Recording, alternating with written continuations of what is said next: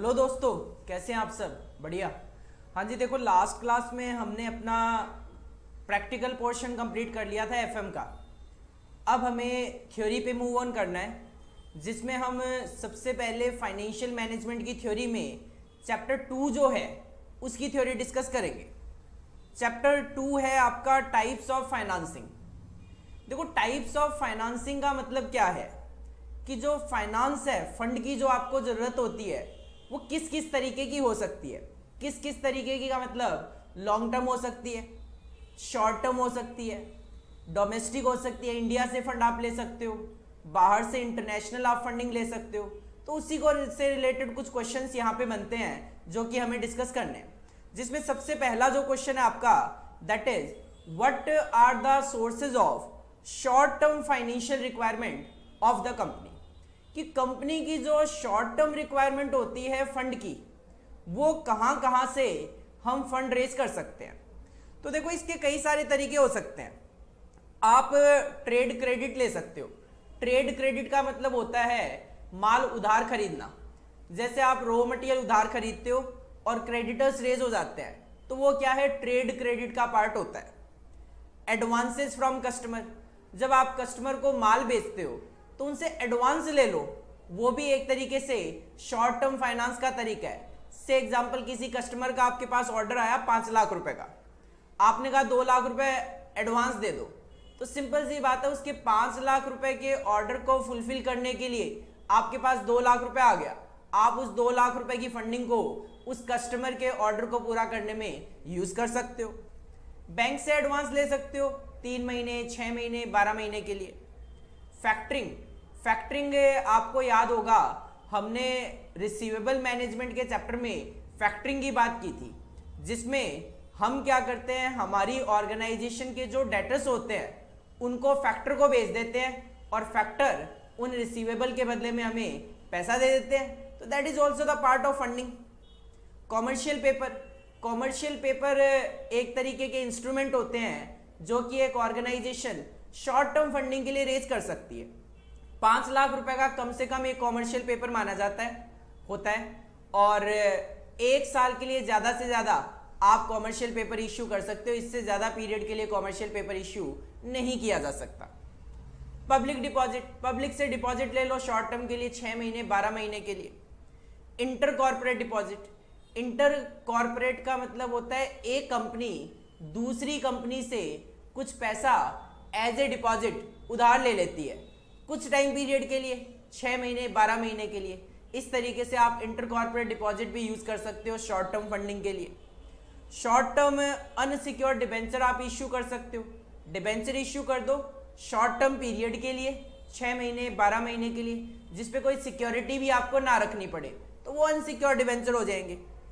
जैसे public deposit होती है, वैसे सर्टिफिकेट ऑफ डिपॉजिट, जैसे बैंक से एफडी इश्यू करती है, वैसे कंपनी चाहे तो सर्टिफिकेट ऑफ डिपॉजिट इश्यू कर सकती है। किसी भी पर्सन से 2 लाख रुपए लेकर उसको 2 लाख रुपए का एक सर्टिफिकेट दे दिया कि हमने आपसे 2 लाख रुपए लिए, और टाइम पीरियड मेंशन कर दिया जाता है उसमें, इतने टाइम पीरियड के बाद हम आपको पैसा वापस लौटा देंगे। ब्रिज फाइनेंस, ब्रिज फाइनेंस क्या होता है, नॉर्मली देखो जब कंपनी को लॉन्ग टर्म फंड की जरूरत होती है, से एग्जांपल कंपनी को एक प्रोजेक्ट में पैसा लगाने के लिए 100 करोड़ रुपए की जरूरत है, लेकिन अब जब कंपनी बैंक वगैरह को लोन के लिए अप्लाई करती है तो उस अप्लाई प्रोसेस में कुछ टाइम लगता है, 12 महीने, 1 साल, 2 साल का टाइम पीरियड उस लोन की प्रोसेस में लग जाता है। लेकिन कंपनी नहीं चाहती कि अगर 2 साल इस लोन की प्रोसेस में लगेंगे तो वो अपने प्रोजेक्ट को 2 साल के लिए डिले करे। वो चाहती है जल्दी से जल्दी प्रोजेक्ट को स्टार्ट कर दिया जाए। तो जब तक उसका लोन पास नहीं हो जाता तब तक वो क्या करती है, बैंक से शॉर्ट टर्म के लिए कुछ पैसा रेज कर लेती है। ब्रिज का मतलब होता है गैप एक तरीके से। तो जो गैप होता है, टाइम गैप होता है लोन को मिलने का, अगर आपने आज लोन के लिए अप्लाई किया और आपको लोन प्रोजेक्ट के लिए मिलेगा 2 साल के बाद, या से एग्जांपल कम टाइम पीरियड ले लो, 6 महीने प्रोसेस में लगेंगे, तो इस 6 महीने में रुकना नहीं चाहता, मैं इन 6 महीनों से पहले ही प्रोजेक्ट को स्टार्ट करना चाहता हूं, तो उसके लिए आप क्या कर सकते हो, शॉर्ट टर्म बैंक से लोन ले सकते हो। That is known as bridge finance. तो ये कुछ तरीके हैं जो कि एक ऑर्गेनाइजेशन अपनी शॉर्ट टर्म फाइनेंशियल रिक्वायरमेंट को पूरा करने के लिए इन सोर्सेज को यूज कर सकती है।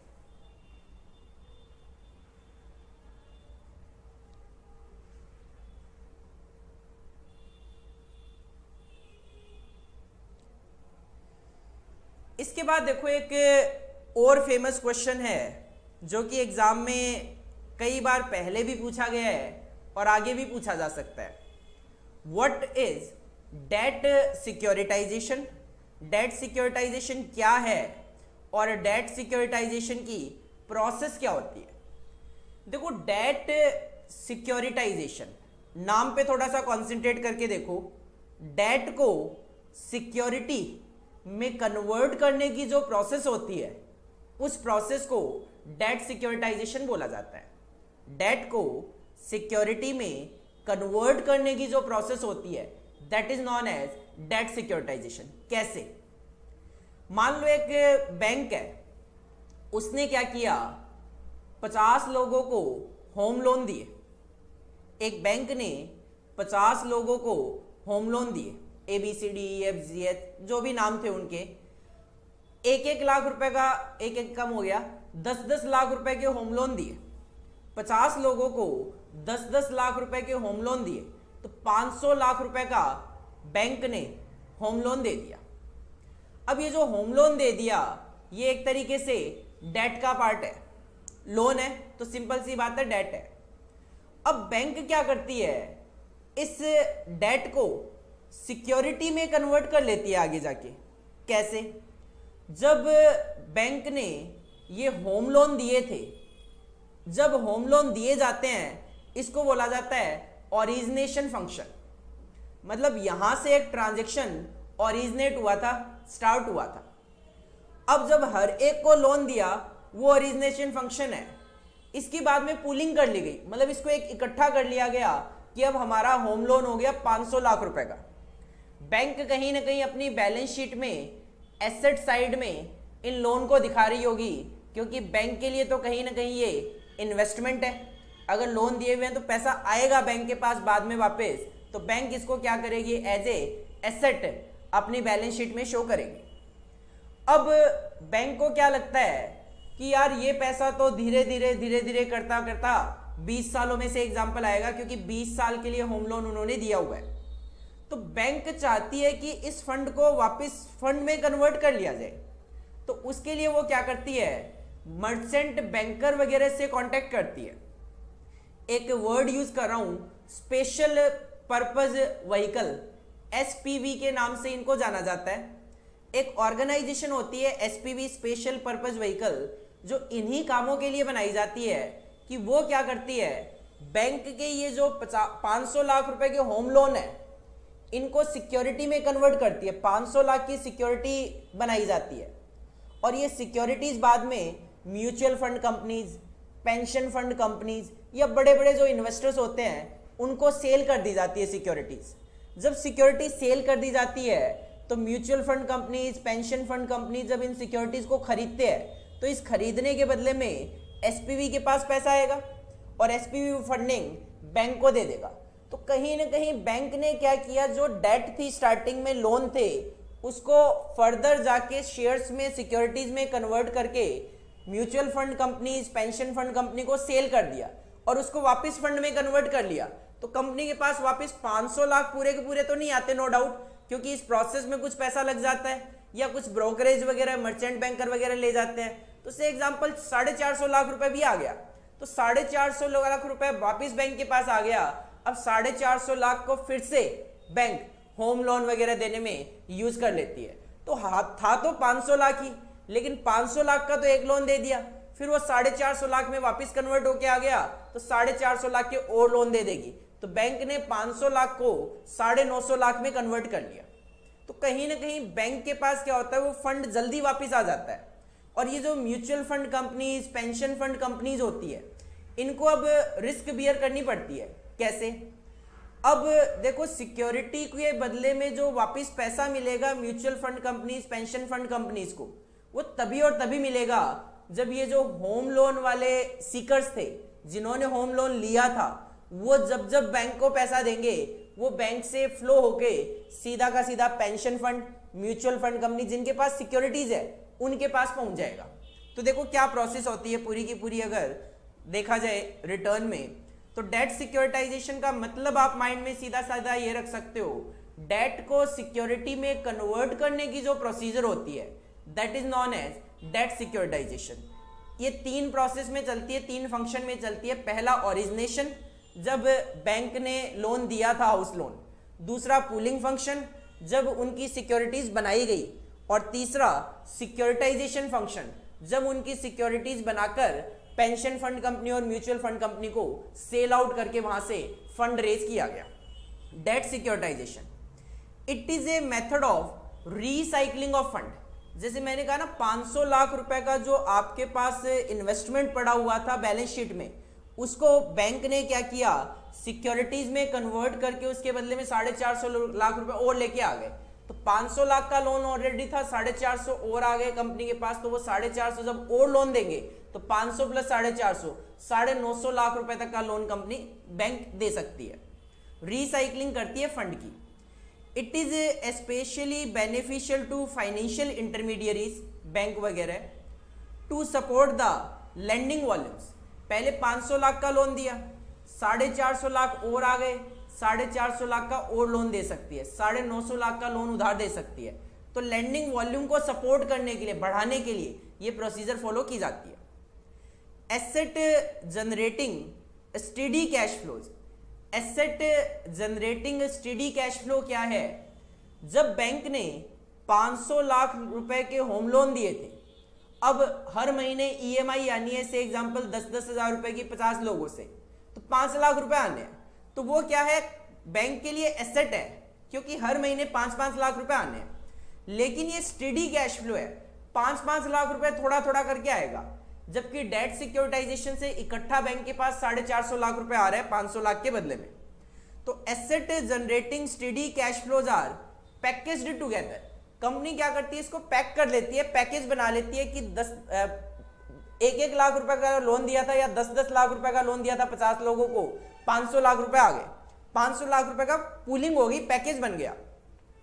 And against these asset pool, ये जो 500 लाख का पूल बना लिया, market security can be issued. और इनके बदले में बैंक क्या करती है, मार्केट सिक्योरिटीज इश्यू कर देती है हाउसिंग फाइनेंस के नाम से, auto loans, credit card receivable, ये नाम होते हैं। जैसे मैंने कहा होम लोन दिए थे मेरे एग्जांपल में, तो सिंपल सी बात है वो हाउसिंग फाइनेंस हो गया।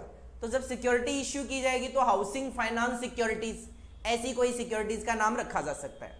इसी तरीके से मैं कहूं 10-10 लाख रुपए के वो होम लोन ना होके ऑटो लोन्स थे, तो ऑटो लोन्स सिक्योरिटीज, या ये क्रेडिट कार्ड के रिसीवेबल्स हैं जो धीरे धीरे बैंक के पास पैसा आता है, क्रेडिट कार्ड रिसीवेबल सिक्योरिटीज। तो इस तरीके से आगे सिक्योरिटीज फर्दर इश्यू कर दी जाती है।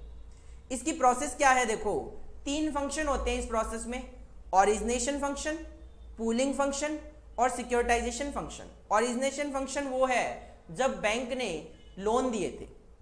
ए borrower seeks a loan from a finance company, मैं जो बैंक लेके कल चल रहा हूं, आप बैंक बोल दो, फाइनेंस कंपनी बोल दो, HDFC।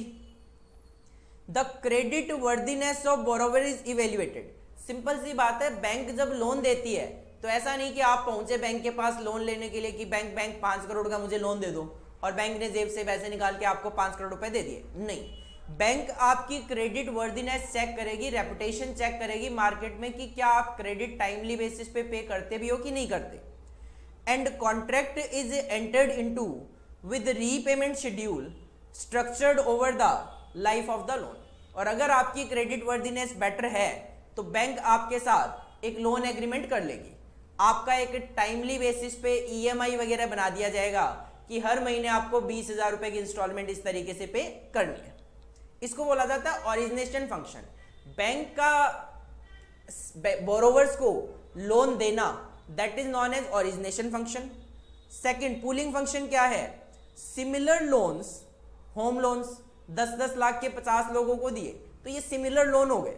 Similar loan on receivable are clubbed together, उसको मिला के 500 लाख रुपए आ गए, 500 लाख के होम लोन्स हो गए। To create and an underlying pool of asset, और इस 500 लाख को बैलेंस शीट में एज ए इन्वेस्टमेंट शो किया जाएगा होम लोन के नाम से। द पूल इज ट्रांसफर्ड, फिर ये 500 लाख का जो इन्वेस्टमेंट है बैंक अपनी बैलेंस शीट से ट्रांसफर कर देगी किसके फेवर में, एसपीवी के फेवर में, स्पेशल पर्पस व्हीकल के फेवर में। स्पेशल पर्पस व्हीकल कंपनी हो सकती है, कोई ऑर्गेनाइजेशन हो सकती है, जिनका काम ही क्या होता है, ये जो लोन्स वगैरह होते हैं इनको सिक्योरिटीज में कन्वर्ट करवाना। Which act as a trustee for investor, ये एक तरीके से बिचौले होते हैं, एज ए ट्रस्टी होते हैं बैंक और जो म्यूचुअल फंड कंपनी है, इन्वेस्टर जो है, इन दोनों के बीच में एज ए ट्रस्टी का काम करता है एसपीवी। और फाइनली सिक्योरिटाइजेशन फंक्शन, ये एसपीवी क्या करेगा, सिक्योरिटी इश्यू कर देगा mutual fund companies, pension fund company, जो भी इन्वेस्टर हैं जो इन सिक्योरिटीज को खरीदना चाहते हैं। SPV will structure and issue securities on the basis of asset pool. 500 lakh रुपए की सिक्योरिटी इश्यू कर देगा। हालांकि 500 लाख पूरी की पूरी होती नहीं है, क्योंकि बीच में ये जो प्रोसेस होती है इसमें एसपीवी अपना कमीशन लेगा, थोड़ा ब्रोकरेज वगैरह कुछ खर्चे वगैरह लग जाते हैं। तो से एग्जांपल 450 लाख की सिक्योरिटी इश्यू हुई। The security carry A coupon, उसके साथ एक कूपन होता है, इंटरेस्ट रेट होता है, एंड एक्सपेक्टेड मैच्योरिटी, से एग्जांपल 20 साल में लोन आने थे वापस, तो मैच्योरिटी पीरियड भी इन्वेस्टर्स को 20 साल बोल दिया जाता है।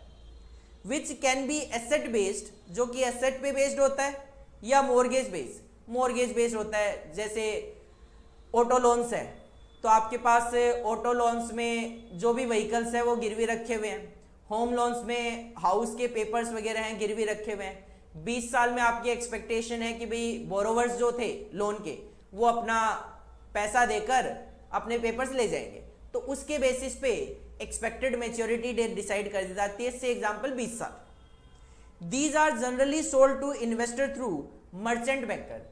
मर्चेंट बैंकर वो पर्सन है जो एसपीवी और इन्वेस्टर के बीच में भी एज ए इंटरमीडिएरी काम करता है, सारी की सारी प्रोसेस को देखता है कि प्रॉस्पेक्टस वगैरह प्रॉपर्ली इशू हुआ नहीं हुआ, बैंक में आईपीओ अगर इश्यू किया कंपनी ने, इनिशियल पब्लिक ऑफर, बैंक में प्रॉपर बेसिस पे पैसा आया कि नहीं आया, या कंपनी लॉ की जो रिक्वायरमेंट होती है, से एग्जांपल 90% सब्सक्रिप्शन आया कि नहीं आया, जो भी लीगल रिक्वायरमेंट होती है वो सारी की सारी मर्चेंट बैंकर को देखनी है। सेबी के पास पेपर वगैरह फाइलिंग करना। इन्वेस्टर्स नॉर्मली बड़ी बड़ी कंपनियां होती है, बड़े बड़े इन्वेस्टर्स होते हैं, like pension fund, mutual fund, insurance fund, pension companies, insurance companies, mutual fund companies, normally ये हमारे इन्वेस्टर्स होते हैं in case of debt securitisation. क्योंकि एक एक सिक्योरिटी काफ़ी महंगी होती है। जैसे 50 लाख 500 लाख का पूलिंग क्रिएट की गई, 50 लाख के खर्चे मान लो 450 लाख की पूलिंग क्रिएट की गई। अब से एग्जांपल डिसाइड ये हुआ कि 450 सिक्योरिटीज हम इसकी बनाएंगे, तो 1 लाख रुपए की एक सिक्योरिटी होगी, जो ऑफ कोर्स हम जैसे छोटे इन्वेस्टर तो नहीं परचेज कर सकते। तो बड़ी बड़ी जो कंपनियां होती है, mutual fund companies, insurance companies, pension fund companies, normally वो इनमें इन्वेस्टमेंट किया करती है। The process of securitisation is generally without recourse. Without recourse का मतलब होता है that is investor bear the credit risk. Risk investor की रहेगी। विदाउट रिकोर्स का मतलब होता है जो भी रिस्क अब होम लोन से रिलेटेड अटैच होगी वो बैंक की नहीं है। अगर होम लोन बोरोवर से पैसा आएगा तो ही इन्वेस्टर को भी पैसा मिलेगा, पैसा नहीं आएगा बैड डेट्स हो जाएगी तो इन्वेस्टर को भी पैसा नहीं मिलेगा। तो रिस्क इन्वेस्टर खुद बियर करते हुए चलेगा। And issuer is under an obligation to pay to investor only if the cash flows are received by him from the collateral. Collateral का मतलब बोरोवर से। जो बोरोवर है, अगर बैंक को बोरोवर से पैसा मिलेगा तो ही बैंक इन्वेस्टर को भी पैसा देगा। अगर बैड डेट्स हो गया तो इन्वेस्टर को रिस्क बियर करना पड़ेगा। तो सिंपल सा अगर आप डेट सिक्योरिटाइजेशन और इसकी प्रोसेस ध्यान में रखना चाहो तो आप माइंड में ये रख सकते हो कि डेट को सिक्योरिटी में कन्वर्ट करने की जो प्रोसेस होती है that is known as debt securitisation. इसमें 3 फंक्शन होते हैं। ओरिजिनेशन फंक्शन, बैंक के द्वारा बोरोवर्स को लोन देना। पूलिंग फंक्शन, एसपीवी के द्वारा उनकी सिक्योरिटी क्रिएट करना। और सिक्योरिटाइजेशन फंक्शन, उन सिक्योरिटीज को मर्चेंट बैंकर के थ्रू इन्वेस्टर को सोल्ड करना। Risk will be on the investor. अगर बैंक को बोरोवर से पैसा मिलेगा तभी और तभी बैंक इन्वेस्टर को फंड वापस लौटाते हुए चलेगा। That is known as debt securitisation process. Exam में काफी बार क्वेश्चन पूछा गया है और आगे भी पूछे जाने की पूरी पूरी उम्मीद है, तो आप अच्छे से इस क्वेश्चन को करके जाना।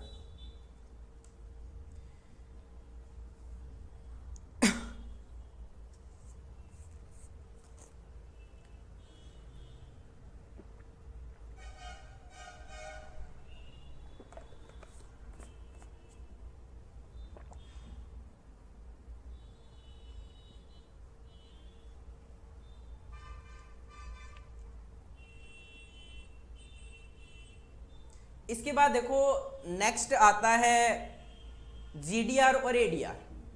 दो फाइनेंसिंग के तरीके हैं, इंटरनेशनल फाइनेंसिंग के तरीके हैं।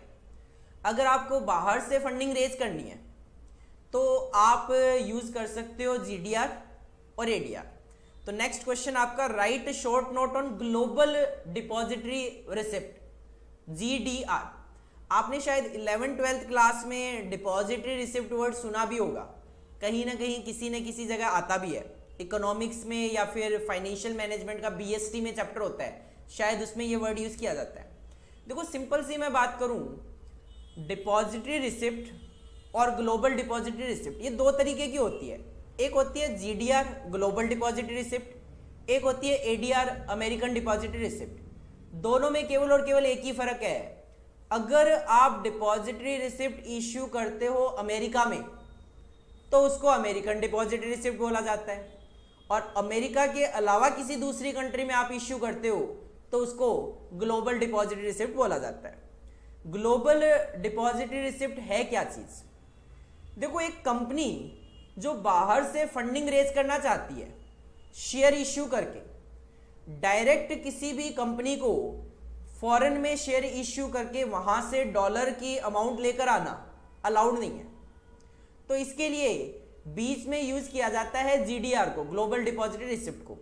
इसमें क्या करती है कंपनी, शेयर्स इश्यू करती है, मतलब शेयर क्रिएट करती है। से एग्जांपल 1 लाख शेयर क्रिएट किए 100 रुपए वाले, 1 लाख शेयर 100 रुपए वाले, तो 1 करोड़ रुपए हो गए। 1 करोड़ के शेयर्स क्रिएट किए, अब वो 1 करोड़ रुपए के शेयर्स यहां इंडियन कंपनी जो होती है वो इंडिया में एक बैंक के पास रखती है जिसको कस्टोडियन बैंक के नाम से जाना जाता है। बैंक के पास रख दिए, उस बैंक की कोई ना कोई ब्रांच होती है जो फॉरेन में होती है। जब इंडियन कस्टोडियन बैंक के पास, जिसके पास शेयर पहुंच चुके हैं 1 लाख शेयर 100 रुपए वाले 1 करोड़ रुपए के, तो वो अपनी ब्रांच को, जो कि ओवरसीज ब्रांच है, फॉरेन में ब्रांच है, उसको इंफॉर्मेशन दे देती है कि हाँ मेरे पास 1 करोड़ रुपए के ये शेयर आ चुके हैं। तो वहां की वो बैंक क्या करती है, उस 1 करोड़ रुपए के डिपॉजिटरी रिसिप्ट प्रिपेयर करती है। होते पेपर ही हैं, जैसे शेयर्स पेपर होते हैं वैसे डिपॉजिटरी रिसिप्ट भी पेपर होती है। से एग्जांपल, एक शेयर इंडिया में जैसे 100 रुपए का था, तो उन्होंने वहां पे क्या किया, डिपॉजिटरी रिसिप्ट 4 शेयर की एक डिपॉजिटरी रिसिप्ट बनाई और 400 रुपए का एक डिपॉजिटरी रिसिप्ट बनाया।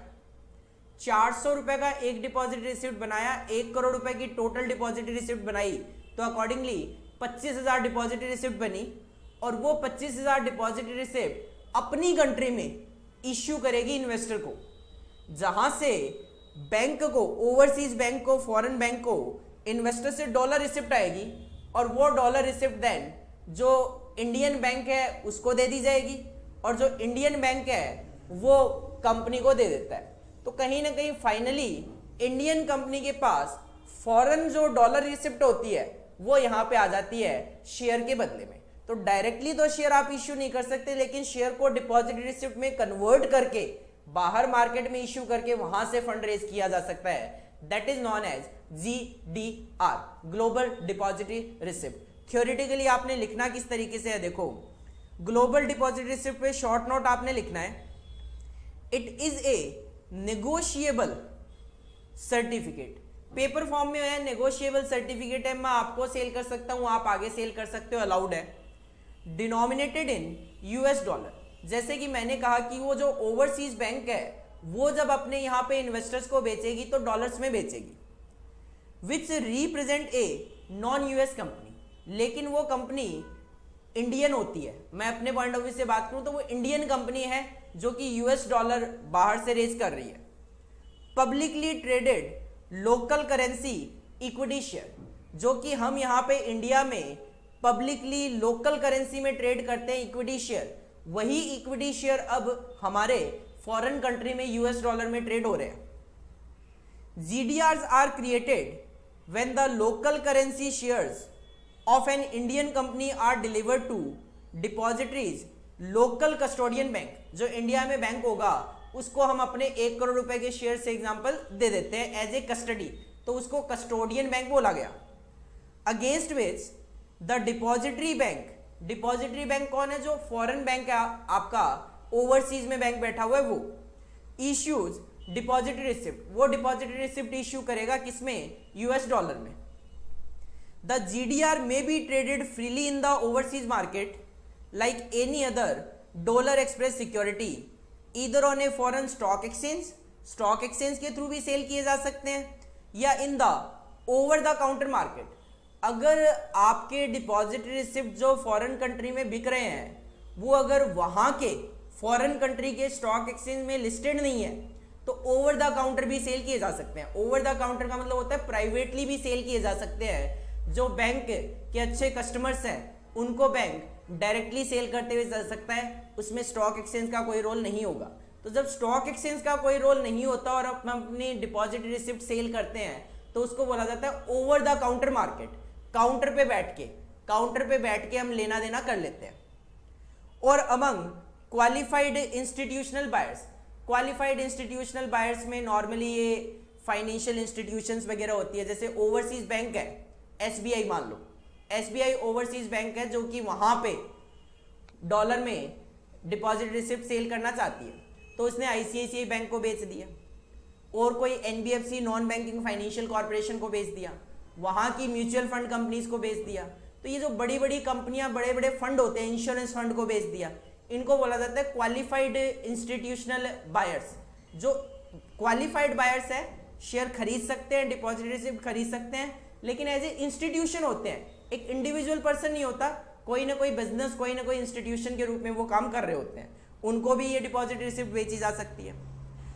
By issue of GDR Indian companies are able to tap global equity market to raise foreign currency fund by way of equity. Directly तो अलाउड है नहीं कि आप इक्विटी शेयर बाहर जाके बेच सको, लेकिन डिपॉजिटरी रिसिप्ट के थ्रू आप ग्लोबल मार्केट में भी अपनी इक्विटी को सेल कर पा रहे हो। It has a distinct advantage over that as there is no repayment of principal and service cost are lower. देखो फॉरेन कंट्री से लोन लेना तो अलाउड है, लेकिन फॉरेन कंट्री से लोन लोगे तो कहीं ना कहीं आपको उस पर इंटरेस्ट पे करने पड़ेंगे, जबकि ये जो डिपॉजिटरी रिसिप्ट का तरीका है ये तो इक्विटी है, और इक्विटी पे ऐसे कोई इंटरेस्ट तो आपको पे करना नहीं पड़ेगा। तो कहीं ना कहीं डेट के कंपैरिजन में डिपॉजिटरी रिसिप्ट इश्यू करना इसलिए एडवांटेजियस है कि आपको फिक्स्ड कोई भी कॉस्ट यहाँ पे बियर करने की जरूरत नहीं है, और इसकी जो सर्विस कॉस्ट है वो भी कम होती है। सर्विस कॉस्ट मतलब ये जो डिपॉजिटरी रिसिप्ट की प्रोसीजर है उसमें उतना पैसा, उतनी कॉस्ट नहीं लगती इश्यू करने की जितना लोन वगैरह के केस में आपको कॉस्ट इनकर करनी पड़ती है। तो जीडीआर के केस में आप सिंपली माइंड में अपने रख सकते हो, ग्लोबल डिपॉजिटरी रिसिप्ट में हम क्या करते हैं, हम अपने कुछ शेयर्स इंडिया में एक डोमेस्टिक कस्टोडियन बैंक के पास रख देते हैं, उनकी एक ब्रांच होती है ओवरसीज में, वो ओवरसीज बैंक क्या करती है उतनी ही अमाउंट का डिपॉजिटरी रिसिप्ट क्रिएट करके अपनी कंट्री में भेज देती है, वहां से डॉलर रेज करके कस्टोडियन बैंक के पास आता है और कस्टोडियन बैंक से वो इक्विटी बनकर कंपनी के पास पैसा आ जाता है। That is known as GDR. यही चीज अगर मैं कहूं कि आप स्पेसिफिकली केवल और केवल अमेरिका में ये डिपॉजिटरी रिसिप्ट इश्यू करोगे तो इसको आप एडीआर बोलते हुए चल सकते हो। तो नेक्स्ट क्वेश्चन आपका यही है, right short note on American depository receipt. ADR पे आपको शॉर्ट नोट लिखना है। तो सिंपल आप वही सारी चीजें लिख दो, बोल दो अमेरिका में इश्यू कर रहे हैं। देखो these are depository receipt issued by a company in specifically USA, America में, united state of America, and are governed by the provisions of, और ऑफ कोर्स अगर आप अमेरिका में इश्यू कर रहे हो तो अमेरिका के प्रोविजन आप पे अप्लाई होंगे, that is securities and exchange commission of USA. जैसे हमारे इंडिया में सेबी है, securities and exchange board of India, वैसे यूएसए में है securities and exchange commission of USA, तो उसके प्रोविजन आप पे अप्लाई होंगे। तो एडीआर और जीडीआर में एक फर्क ये भी है, GDR over the counter sell किए जा सकते हैं, लेकिन ADR over the counter sell नहीं होते, वो स्टॉक एक्सचेंज के थ्रू ही सेल होंगे। Apart from legal impediments, legal restrictions थोड़ी ज्यादा है स्टॉक एक्सचेंज की अमेरिका में। ADR are costlier than GDR, तो स्टॉक एक्सचेंज में आपको वहां पे रजिस्ट्रेशन कराना मैंडेटरी है, तो इस वजह से एडीआर इश्यू करने की कॉस्ट जीडीआर के कंपैरिजन में ज्यादा आएगी। Legal fees are considerably high for US listing, US में जब आप डिपॉजिट रिसिप्ट की लिस्टिंग करवाओगे रजिस्ट्रेशन चार्जेस बहुत आई है, लीगल फीस बहुत आई है। Registration fee in USA is also substantial, काफी कॉस्ट आई है, hence ADR are less popular than GDR. तो मोस्टली कंपनी जीडीआर ही इश्यू करती है, एडीआर बहुत कम कंपनीज इश्यू किया करती है।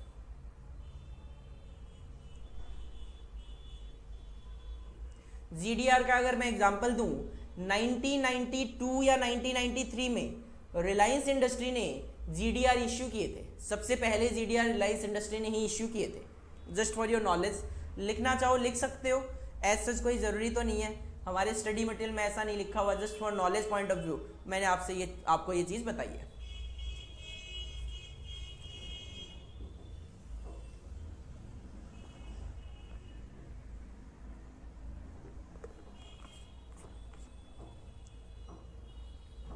इसके बाद देखो, जैसे जीडीआर और एडीआर है वो तो इक्विटी है, इक्विटी शेयर के बदले में इश्यू किए जा रहे हैं। अगर आप सीधा सीधा लोन लेना चाहो तो लोन लेने के पॉइंट ऑफ व्यू से आप बाहर बॉन्ड भी इश्यू कर सकते हो। तो नेक्स्ट क्वेश्चन आपका बॉन्ड से रिलेटेड ही है, right short note on euro convertible bonds, ECB इनको बोला जाता है।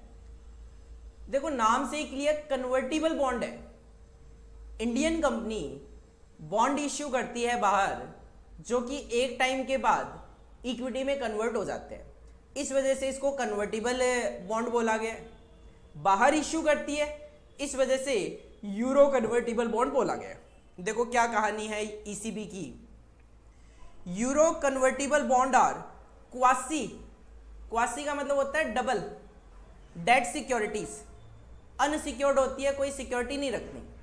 क्वासी का मतलब आप लिखना चाहो तो डबल बेनिफिट सिक्योरिटी आप लिख सकते हो, क्योंकि इसके डबल बेनिफिट इसलिए होते हैं कि कुछ टाइम तक तो इन्वेस्टर को इंटरेस्ट मिलेगा और कुछ टाइम के बाद जब ये इक्विटी में कन्वर्ट हो जाएगी तो कैपिटल गेन भी होगा और दूसरा डिविडेंड रिसिप्ट भी आया करेगी। तो इस वजह से इसको क्वासी डेट सिक्योरिटी बोला गया है कि स्टार्टिंग में तो डेट ही होता है लेकिन बाद में कन्वर्ट होकर इक्विटी का भी रूप ले लेता है। अनसिक्योर्ड है, जब आप बाहर से इस तरीके से बॉन्ड इश्यू करके लोन रेज करोगे तो आपको कोई सिक्योरिटी यहां पे रखने की जरूरत नहीं होती, ये भी अच्छी बात है।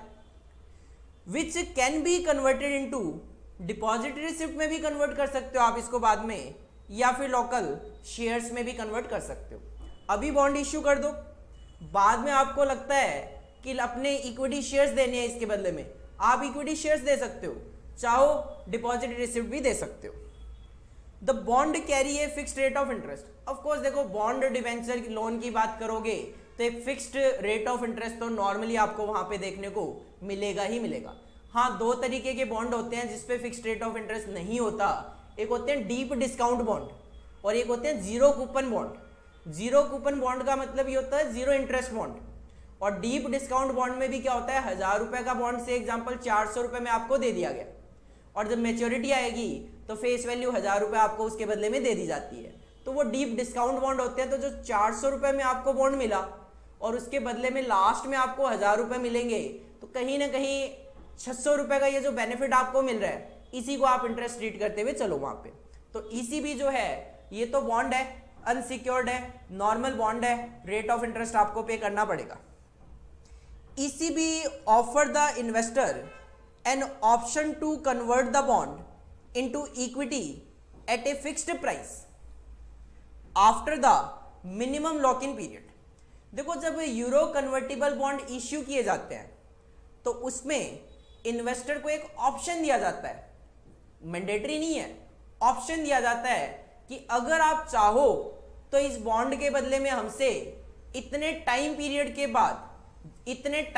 के बाद जो मैंने बोला वो एक लॉक इन पीरियड है, ऐसा नहीं कि आज आपने बॉन्ड इश्यू किया, कल कोई इन्वेस्टर भागा भागा आपके पास आया, बोला लाओ इसके बदले में मुझे डिपॉजिटरी रिसिप्ट या इक्विटी शेयर दे दो। नहीं, एक लॉक इन पीरियड होता है, से एग्जांपल 3 साल। तो 3 साल तक इन्वेस्टर आपको अप्रोच नहीं कर सकता for the conversion of bond into equity. लेकिन जब वो 3 साल से एग्जांपल कंप्लीट हो जाएंगे तो इन्वेस्टर के पास एक ऑप्शन आ जाएगा कि वो चाहे तो उस बॉन्ड को डिपॉजिटरी रिसिप्ट या फिर इक्विटी शेयर्स में कन्वर्ट करवा सकता है। The price of equity share eight the time of conversion will have a premium element. मान लो बॉन्ड है 100 रुपए का, इक्विटी शेयर बॉन्ड होल्डर लेना चाहता है आपसे, फेस वैल्यू से एग्जांपल शेयर की 10 रुपए की है, लेकिन मार्केट में प्राइस 50 रुपए का चल रहा है। तो ये जो मार्केट में प्राइस 50 रुपए का चल रहा है, इसका मतलब 10 रुपए की फेस वैल्यू का प्राइस जो शेयर है वो मार्केट में 50 रुपए का चल रहा है, तो 40 रुपए इसके अंदर प्रीमियम है। तो जब भी बॉन्ड को शेयर्स में कन्वर्ट किया जाएगा तो शेयर के प्राइस में जो प्रीमियम एलिमेंट होगा उसको कंसिडर किया जाएगा। मतलब 100 रुपए का बॉन्ड है, 50 रुपए का मार्केट प्राइस शेयर का है, तो एक बॉन्ड के बदले में इन्वेस्टर को 2 शेयर वहां पे मिलेंगे, ना कि 10 शेयर। फेस वैल्यू नहीं, मार्केट प्राइस देखा जाएगा, क्योंकि मार्केट प्राइस के अंदर प्रीमियम एलिमेंट भी इंक्लूड होता है। These are bearer securities. आपके पास है तो आपकी है, मेरे पास है तो मेरी है। बियरर सिक्योरिटी है, नेगोशिएबल इंस्ट्रूमेंट है, सेल कर सकते हो आप। And generally the issue of such bonds may carry 2 options. जब ये बॉन्ड इश्यू किए जाते हैं तो इसके साथ जो ऑप्शन अटैच होते हैं, 2 ऑप्शन अटैच हो सकते हैं। एक कॉल ऑप्शन हो सकता है, एक पुट ऑप्शन हो सकता है। देखो, कॉल ऑप्शन और पुट ऑप्शन का मतलब क्या है। Call option allow the company, call option अगर उसके साथ अटैच है तो इसका मतलब कंपनी के पास पावर है कि वो बॉन्ड को डिपॉजिटरी रिसिप्ट या शेयर्स में कन्वर्ट कर सकती है। A call option allow the company to force conversion if the market price of share exceed a particular percentage of the conversion price। लेकिन कंडीशन के साथ, जैसे मान लो डिसाइड ये हुआ कि 100 रुपए का बॉन्ड इश्यू किया गया था और कंपनी ने कहा कि अगर इसका प्राइस 50% से ज्यादा बढ़ जाता है, 50% से ज्यादा बढ़ने का मतलब 100 रुपए का बॉन्ड था तो 150 रुपए से अगर ज्यादा का हो जाता है तो फिर हमारे पास पावर होगी कि हम इस बॉन्ड को इक्विटी शेयर या डिपॉजिटरी रिसिप्ट में कन्वर्ट कर सकते हैं। इसको बोला गया कॉल ऑप्शन। तो आप माइंड में सेट कर लो, कॉल ऑप्शन का मतलब है कंपनी के पास पावर होना to convert the bond into equity share, और पुट ऑप्शन का मतलब उल्टा है, बॉन्ड होल्डर के पास पावर होती है to convert the bond into equity या depository receipt. A put option allow the investor to get his money back before maturity। Put option में इन्वेस्टर के पास राइट होता है कि वो मैच्योरिटी डेट आने से पहले ही आपसे पैसा वापस ले सकता है। मान लो 10 साल के लिए बॉन्ड इश्यू किया गया है, लेकिन अगर पुट ऑप्शन है तो हो सकता है इन्वेस्टर आपसे 3 साल या 5 साल के बाद पैसा वापस मांगने के लिए आए, आपको पैसा वापस देना ही देना पड़ेगा, या फिर कन्वर्जन के लिए भी आ सकता है। In the case of euro convertible bond, the payment of interest and the redemption of bond, क्योंकि बॉन्ड रिडीम हुआ करते हैं, will be made by the issuer company in US dollar. जब भी ये बॉन्ड का इंटरेस्ट पे किया जाएगा या जब भी ये बॉन्ड रिडीम होंगे US डॉलर में रिडीम होंगे, ना कि रुपी में। ECB's issues are listed at London और लग्जमबर्ग स्टॉक एक्सचेंज। अगर आपको यूरो कन्वर्टिबल बॉन्ड इश्यू करने हैं तो आपको ये लंदन में जो स्टॉक एक्सचेंज है उसी को लग्जमबर्ग स्टॉक एक्सचेंज बोला जाता है। तो लंदन और लग्जमबर्ग 2 अलग अलग नहीं है। London stock exchange is also known as Luxembourg stock exchange. वहां पे आपको अपने इन ईसीबीज को रजिस्टर कराना पड़ेगा, लिस्टिंग करवानी पड़ेगी। एन इश्यूइंग कंपनी, जो भी ईसीबी इश्यू करना चाहती है, desires of raising the ECB is required to obtain prior permission of the department of economic affairs. ऐसा नहीं कि आपका मन कर रहा है कि आप बाहर से फंड रेज करना चाहते हो, ईसीबी इश्यू कर दो, नहीं, क्योंकि इसमें आपको जो इंटरेस्ट और रिडम्पशन पे अमाउंट पे करना है वो यूएस डॉलर पे में पे करना है, और फॉरेन करेंसी पे करना कहीं ना कहीं इंडियन इकोनॉमी को अफेक्ट करता है, क्योंकि हम तो चाहते हैं कि हमारे पास फॉरेन करेंसी आए और इस केस में आपको फॉरेन करेंसी पे करनी पड़ेगी, तो कहीं ना कहीं एक इकोनॉमी को अफेक्ट करने वाला पार्ट है। इस वजह से आपको department of economic affairs, ministry of affairs, government of India, इनकी आपको परमिशन लेनी पड़ेगी।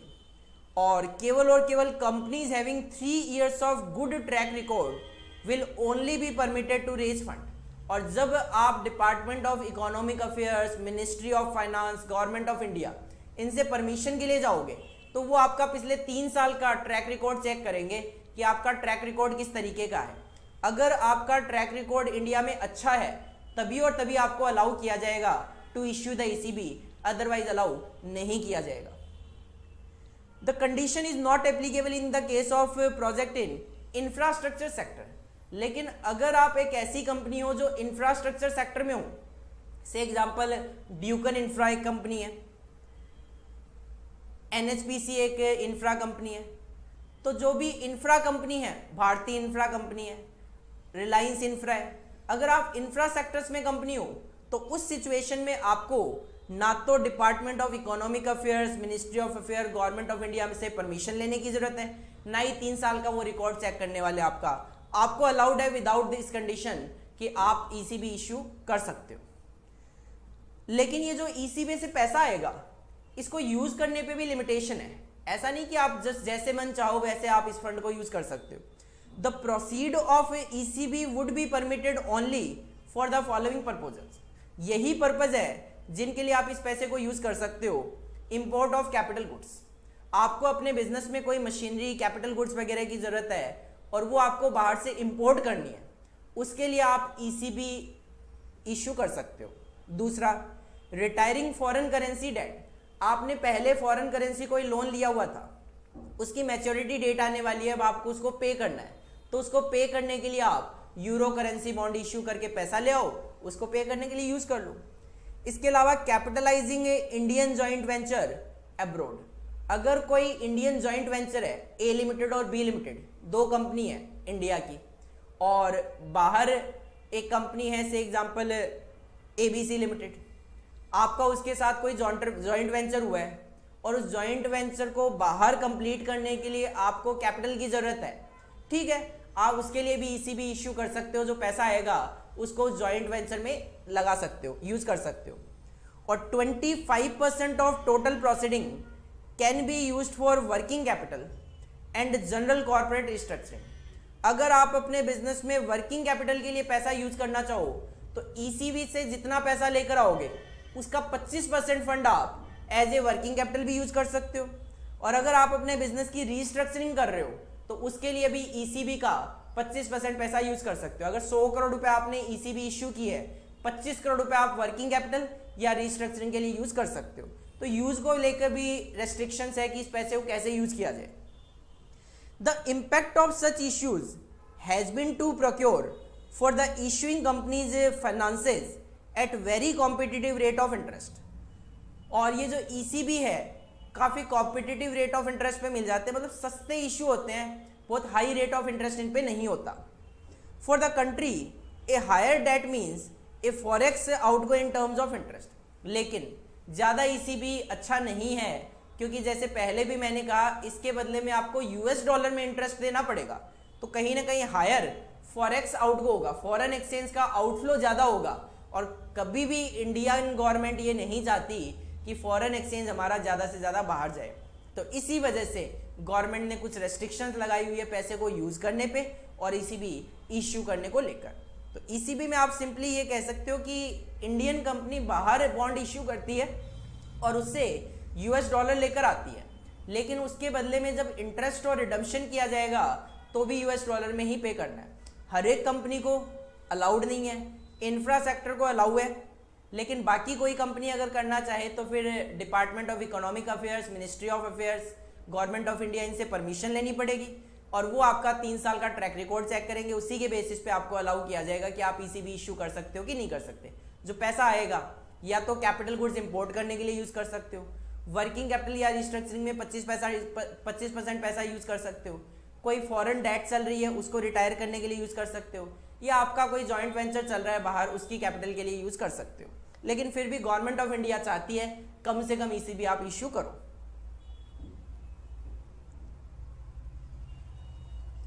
इसके बाद नेक्स्ट क्वेश्चन आता है आपका पैकिंग क्रेडिट।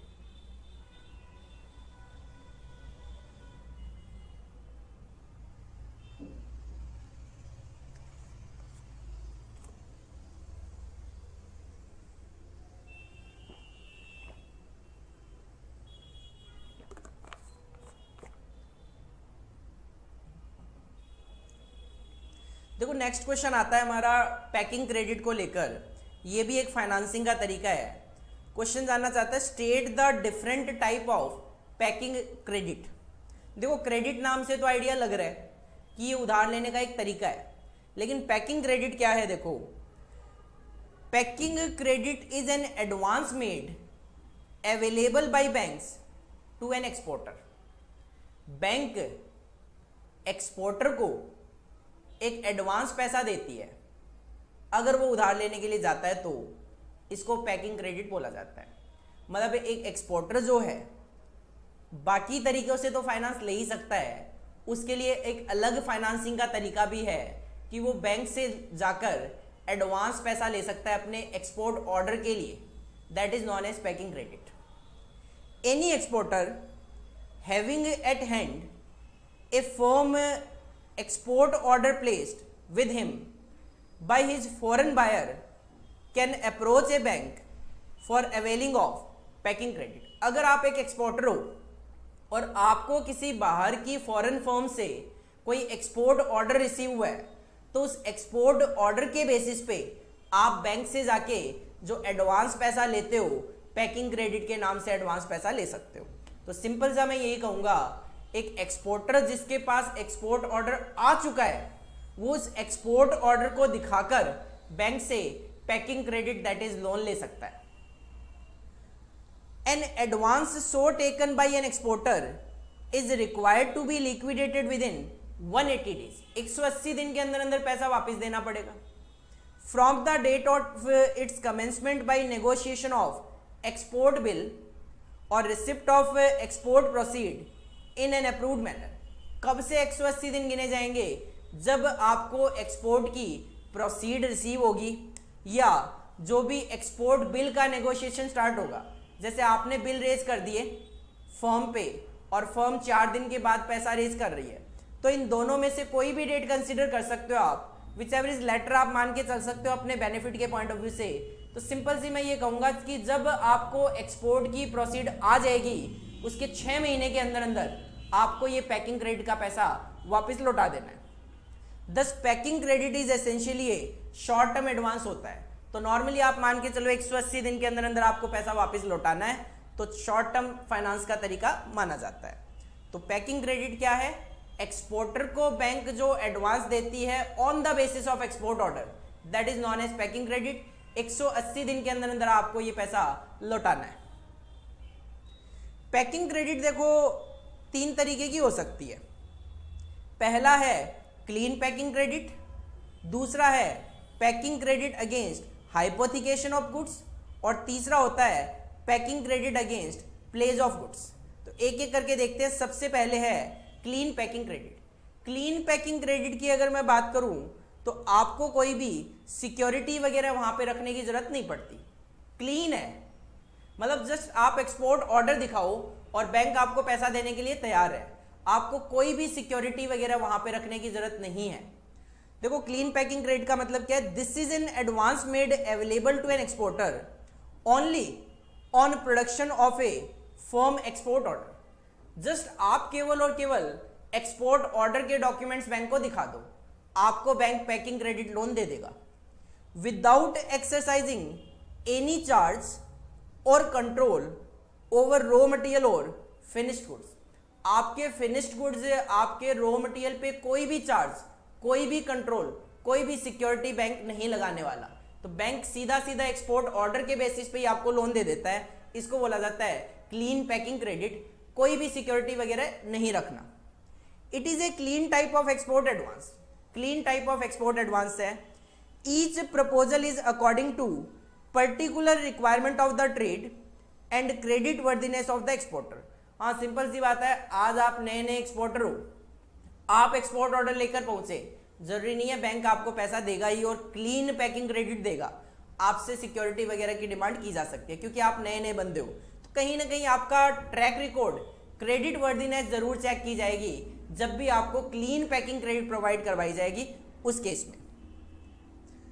सेकंड केस में आपसे आपके जो गुड्स हैं उनका हाइपोथिकेशन आपसे मांगा जाएगा, मतलब एज ए सिक्योरिटी आपको बोला जाएगा कि आपके जो गुड्स हैं उन पे कंट्रोल हम रखते हुए चलेंगे। कंट्रोल रखेंगे, केवल माल आपके पास ही रहेगा लेकिन उस पे सिक्योरिटी हमारी रहेगी थोड़ी। Packing credit against hypothecation of goods में क्या होगा, export finance is made available on certain terms and condition where the exporter has pledgeable interest and the goods are hypothecated to the bank as security with stipulated margin। जैसे 500 लाख रुपए का आपने loan लिया तो 550 लाख रुपए के गुड्स का hypothecation आपको बैंक के पास रखना पड़ेगा विद मार्जिन, बोला ना विद स्टिपुलेटेड मार्जिन। से एग्जांपल मैं कहता हूं 10% का मार्जिन आपको रखना है तो 500 लाख के बदले में 550 लाख रुपए के माल की सिक्योरिटी आपको बैंक को देनी पड़ेगी। इस केस में माल आपके गोडाउन में ही रहेगा लेकिन उस पर थोड़ा सा जो कंट्रोल पावर होगी वो बैंक की भी रहेगी। बैंक को बिना पूछे आप इन एनी केस उस माल को बेच नहीं सकते। At the time of utilizing the advance the exporter is required to submit along with the firm export order relative stock statement. जब आप बैंक से एडवांस पैसा लोगे तो आपको एक्सपोर्ट ऑर्डर तो दिखाना ही दिखाना है, साथ में आपके पास जो स्टॉक वगैरह पड़ा हुआ होगा जो आप एज ए सिक्योरिटी बैंक के पास रखने वाले हो, कहीं ना कहीं पेपर्स वगैरह उसका भी स्टेटमेंट देना पड़ेगा कि मेरे पास इतना गुड्स पड़ा हुआ है। And therefore continuous submitting them every fortnight, हर 2 हफ्तों से, हर 15 दिन से आपको स्टेटमेंट देना पड़ेगा उस माल में जो भी चेंजेस आएंगे, क्योंकि माल पड़ा हुआ आपके पास है, आप उसको बेचोगे भी और भी बनाओगे तो माल बढ़ता कम होता रहेगा, तो उसकी स्टेटमेंट आपको टाइम टू टाइम बेसिस पे 15-15 दिन से बैंक के पास सबमिट करवानी है। And when ever there is any movement in stock, जब भी स्टॉक में कोई भी मूवमेंट होगा तो आपको उस मूवमेंट के बारे में बैंक को जानकारी देनी पड़ेगी, क्योंकि आपका गुड्स आपके पास जरूर है लेकिन उस पर कंट्रोल कहीं ना कहीं बैंक का है। तो इस सिचुएशन को तो बोला गया हाइपोथिकेशन ऑफ गुड्स। और इससे मिलती जुलती सिचुएशन थी third, packing credit against pledge of goods. देखो हाइपोथिकेशन और प्लेज में जो मेन डिफरेंस है वो ये है, हाइपोथिकेशन में गुड्स कंपनी के गोडाउन में ही पड़ा रहता है, लेकिन प्लेज के केस में गुड्स जो है वो कंपनी के गोडाउन से बैंक अपने पास ले जाती है, बैंक अपने गोडाउन्स वगैरह में रख लेती है, या गोडाउन पे ताला बैंक लगा देती है, अपना बंदा खड़ा कर देती है कि माल आप नहीं निकाल सकते यहां से। तो export finance is made available on certain terms and condition where the exportable finished goods are pledged to the bank with approved clearing agent। Bank के एजेंट होते हैं उनके पास माल रख दिया जाता है, who will ship the same from time to time as required by the exporter। और वो थोड़ा थोड़ा माल निकाल के एक्सपोर्टर जैसे कहेगा वैसे वैसे एक्सपोर्ट करते रहेंगे, लेकिन माल किसके पास रहेगा, बैंक के एजेंट के पास रहेगा। The possession of the goods so placed lies with the bank, ये बैंक के पास माल होगा and are kept under its lock and key, और बैंक का ताला लगा हुआ उस पर, एक्सपोर्टर अपनी मर्जी से उसमें कोई भी माल लेके नहीं जा सकता।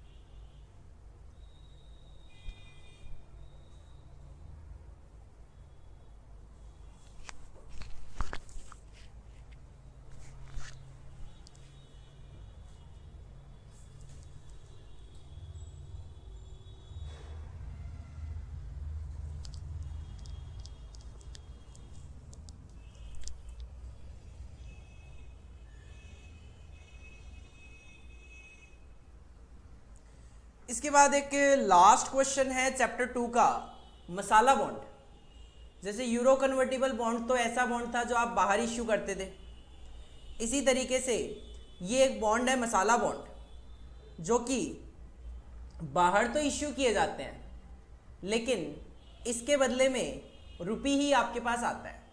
जैसे ईसीबी था, ईसीबी आप इश्यू करोगे आपके पास डॉलर में पैसा आएगा वापस, लेकिन मसाला बॉन्ड जो है वो आपके पास रुपी में ही फंडिंग रेज करेगा।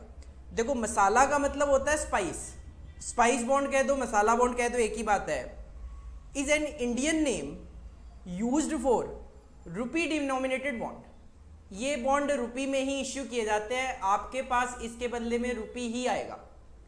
That Indian corporate borrower can sell to investor in overseas market. लेकिन ये बॉन्ड आप बाहर बेच सकते हो, बाहर की कंट्री से, लेकिन इंडिया में जब पैसा आएगा तो वो रुपी फॉर्म में ही आएगा, फॉरेन करेंसी में नहीं आने वाला। इंडिया में एनटीपीसी एक कंपनी है, नेशनल थर्मल पावर कॉर्पोरेशन।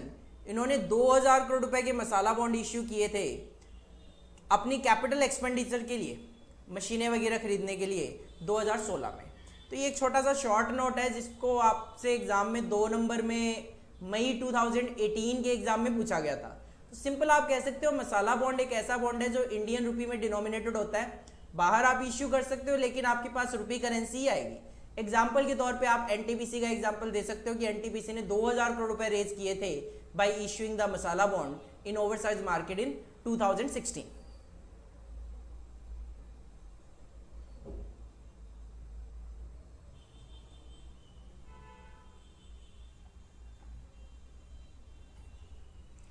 इसके बाद देखो आपका जो तीसरा चैप्टर था रेशियो एनालिसिस, प्रैक्टिकली हमने उसमें डिस्कशन किया था, लेकिन एक थ्योरेटिकल पॉइंट ऑफ व्यू से कई बार रेशियो पूछ लिया जाता है, डेट सर्विस कवरेज रेशियो।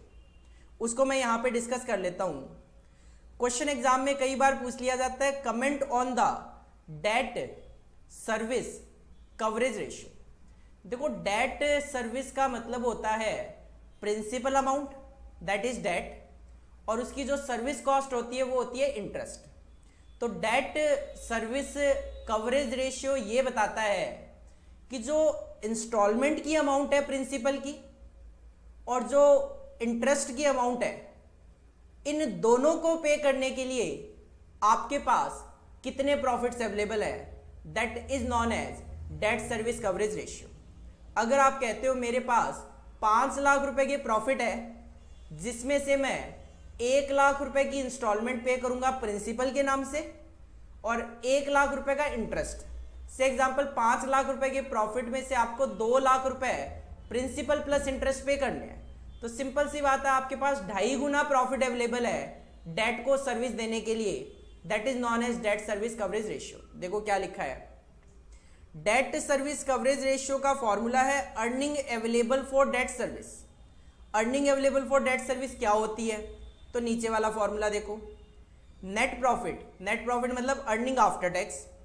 उसमें आप क्या करो, नॉन कैश एक्सपेंस ऐड कर लो, एक तो डेप्रीशिएशन, एक loss on sale of asset, और नेट प्रॉफिट तक पहुंचते पहुंचते आप इंटरेस्ट भी माइनस कर चुके होते हो। जबकि इंटरेस्ट तो हम अभी पे करने की बात कर रहे हैं कि इंटरेस्ट को पे करने के लिए हमारे पास कितना गुना प्रॉफिट अवेलेबल है, तो वो इंटरेस्ट भी आपको ऐड करना पड़ेगा। तो सिंपल आपको क्या करना है, अर्निंग आफ्टर टैक्स जो नेट प्रॉफिट होता है उसमें एक तो नॉन कैश एक्सपेंसेस, जिसमें बेस्ट एग्जांपल बात करूं डेप्रीशिएशन होता है, इसके अलावा loss on sale of asset है तो वो भी ऐड कर लो, और इंटरेस्ट तो ऐड करना ही करना है। तो नॉर्मली अगर मैं सिंपल सी बात करूं तो आप EBIT तक पहुंच जाते हो। हाँ, जो बीच में टैक्स था वो माइनस हो गया था, वो माइनस ही रहेगा। That is known as earning available for debt service. Upon में 2 चीजें पे करने की बात कर रहे हैं हम, एक तो प्रिंसिपल की इंस्टॉलमेंट और दूसरा इंटरेस्ट। तो इंटरेस्ट प्लस लोन की इंस्टॉलमेंट दैट इज प्रिंसिपल की इंस्टॉलमेंट। ये रेशियो कौन जानना चाहते हैं, तो lenders are interested in debt service coverage ratio, क्योंकि लेंडर जब आपको पैसा उधार देता है तो ये जानना चाहता है कि आपकी क्या कैपेबिलिटी है, आपकी क्या एफिशिएंसी है। पता चला आपको हर महीने 2-2 लाख रुपए लेंडर को पे करने हैं, जबकि आपके तो प्रॉफिट ही 50-50 हजार रुपए होते हैं, कैसे पे करोगे, सिंपल सी बात है। तो lender are interested in debt service coverage to जज the firm's ability to pay off current interest and installment. Lender को इससे आइडिया लग जाता है कि आपकी एबिलिटी है या नहीं है उनके अमाउंट को पे करने की। That is known as debt service coverage ratio. इसके बाद देखो एक रेशियो है जो रेशियो एनालिसिस में हम already practical point of view से डिस्कस कर चुके थे, ऑपरेटिंग रेशियो। तो ऑपरेटिंग रेशियो आप वहां पे जाके दोबारा से रिवाइज कर सकते हो, मैं यहां पे दोबारा से इसका डिस्कशन नहीं कर रहा। ऑपरेटिंग रेशियो पे क्वेश्चन पूछ लिया जाता है, इस वजह से मैंने यहाँ पे फाइनेंशियल मैनेजमेंट की थ्योरी में दे दिया है। लेकिन आप जो ऑपरेटिंग रेशियो रेशियो एनालिसिस में हमने डिस्कशन किया था प्रॉफिटेबिलिटी रेशियो में, उसी को रिवाइज कर लो, उसी को वहां पे मेंशन कर सकते हो। इसके अलावा price earning ratio, price earning ratio का भी हमने रेशियो एनालिसिस में भी डिस्कशन किया था। उसके बाद ईबीआईटी ईपीएस एनालिसिस में भी डिस्कशन किया था, लीवरेज में भी डिस्कस किया था पीई रेशियो, और डिविडेंड डिसीजन के चैप्टर में भी पीई रेशियो आया था। तो काफ़ी जगह पीई रेशियो का यूज हुआ था। तो पीई रेशियो अगेन मैं यहाँ पे डिस्कस नहीं कर रहा। प्राइस अर्निंग रेशियो जो हमने रेशियो एनालिसिस में डिस्कस किया था उसी को आप एग्जाम में लिख सकते हो। इसके बाद इन्वेस्टमेंट डिसीजन का जो चैप्टर था टेक्निक्स एंड इवेल्युएशन, उसमें हमने दो मेथड का डिस्कशन किया था, एनपीवी और आईआरआर। देखो एनपीवी और आईआरआर में भी मैंने आपको वहां पे एनपीवी वर्सेस आईआरआर के नाम से थ्योरेटिकल कॉन्सेप्ट भी करवाया था कि इन दोनों में डिफरेंसेस क्यों होते हैं। वही चीज यहाँ पे भी लिखी हुई है कि एनपीवी और आईआरआर जो होता है वो जो इवेल्युएट करते हैं प्रोजेक्ट, उसमें डिस्टिंग्विश क्या है। सेम चीज यहाँ पे लिखी हुई है जो मैंने वहां पे थ्योरेटिकली आपको 5 पॉइंट लिखवाए थे कि दोनों में कैश फ्लो का पैटर्न डिफर कर सकता है, टोटल कैश फ्लो डिफर कर सकता है, प्रोजेक्ट की लाइफ डिफर कर सकती है, कैश आउटफ्लो में वेरिएशन हो सकते हैं, अजम्पशन दोनों की अलग अलग होती है। एजम्पशन यहाँ पे भी लिखी हुई है कि एनपीवी एज्यूम करता है कि कॉस्ट ऑफ कैपिटल रेट पे इन्वेस्टमेंट होता है, और आईआरआर एज्यूम करता है कि आईआरआर के रेट पे। एनपीवी जो होता है वो एब्सोल्यूट अमाउंट में कैलकुलेट किया जाता है 5,000 10,000 रुपए, लेकिन आईआरआर परसेंटेज टर्म में कैलकुलेट किया जाता है। तो अगेन यहाँ पे मैं ज़्यादा डिस्कशन इसका नहीं कर रहा। आपने जो एनपीवी वर्सेज आईआरआर का चैप्टर जब देखा था वहाँ पे इन्वेस्टमेंट डिसीजन का, उसी को याद कर लो, सफिशिएंट है, वही एग्जाम में लिख के आ जाना। इसके बाद जो आपका चैप्टर नंबर 8 था उसमें risk analysis in capital budgeting के चैप्टर में सीई आया था, सर्टेनिटी इक्विवेलेंट। सर्टेनिटी इक्विवेलेंट भी वहां पे हमने डिस्कस किया था कि सर्टेनिटी इक्विवेलेंट जो होते हैं वो आपके जो अनसर्टन कैश फ्लो होते हैं उसको सर्टन कैश फ्लो में कन्वर्ट करने के बाद present value of cash outflow calculate करके अकॉर्डिंगली एनपीवी कैलकुलेट किया जाता है। तो यहाँ पे भी देखो कुछ ऐसा ही लिखा हुआ है कि सर्टेनिटी इक्विवेलेंट क्या है, गारंटीड रिटर्न है। आप कहते हो 1 लाख रुपए का कैश फ्लो होगा, लेकिन मैं कहता हूँ सीई है 0.8, तो 1 लाख का कैश फ्लो नहीं होगा। 1 लाख इंटू 0.8 80,000 का ही तो कैश फ्लो होगा। That the management would accept rather than accepting a higher but uncertain return. तो सर्टेनिटी इक्विवेलेंट में कंपनी 1 लाख रुपए कंसिडर ना करके 80,000 ही कंसिडर करती है। This approach allow the decision maker to incorporate the riskless cash flow. जब आप 1 लाख पे 0.8 अप्लाई करके उसको 80,000 पे ले आते हो और आप कहते हो ये सर्टन कैश फ्लो है, इसका मतलब वो कैश फ्लो रिस्क लेस बन गए in his decision in place of original cash flow. तो वो 1 लाख रुपए ना लेके 80,000 लेते हैं। तो अनसर्टन कैश फ्लो की बजाय सर्टन कैश फ्लो लेकर जब डिसीजन लिए जाते हैं तो वो सर्टेनिटी इक्विवेलेंट है। इस चीज को भी हम वहां पे ऑलरेडी डिस्कस कर चुके हैं, तो अलग से यहां पे मैं डिस्कशन नहीं कर रहा हूं।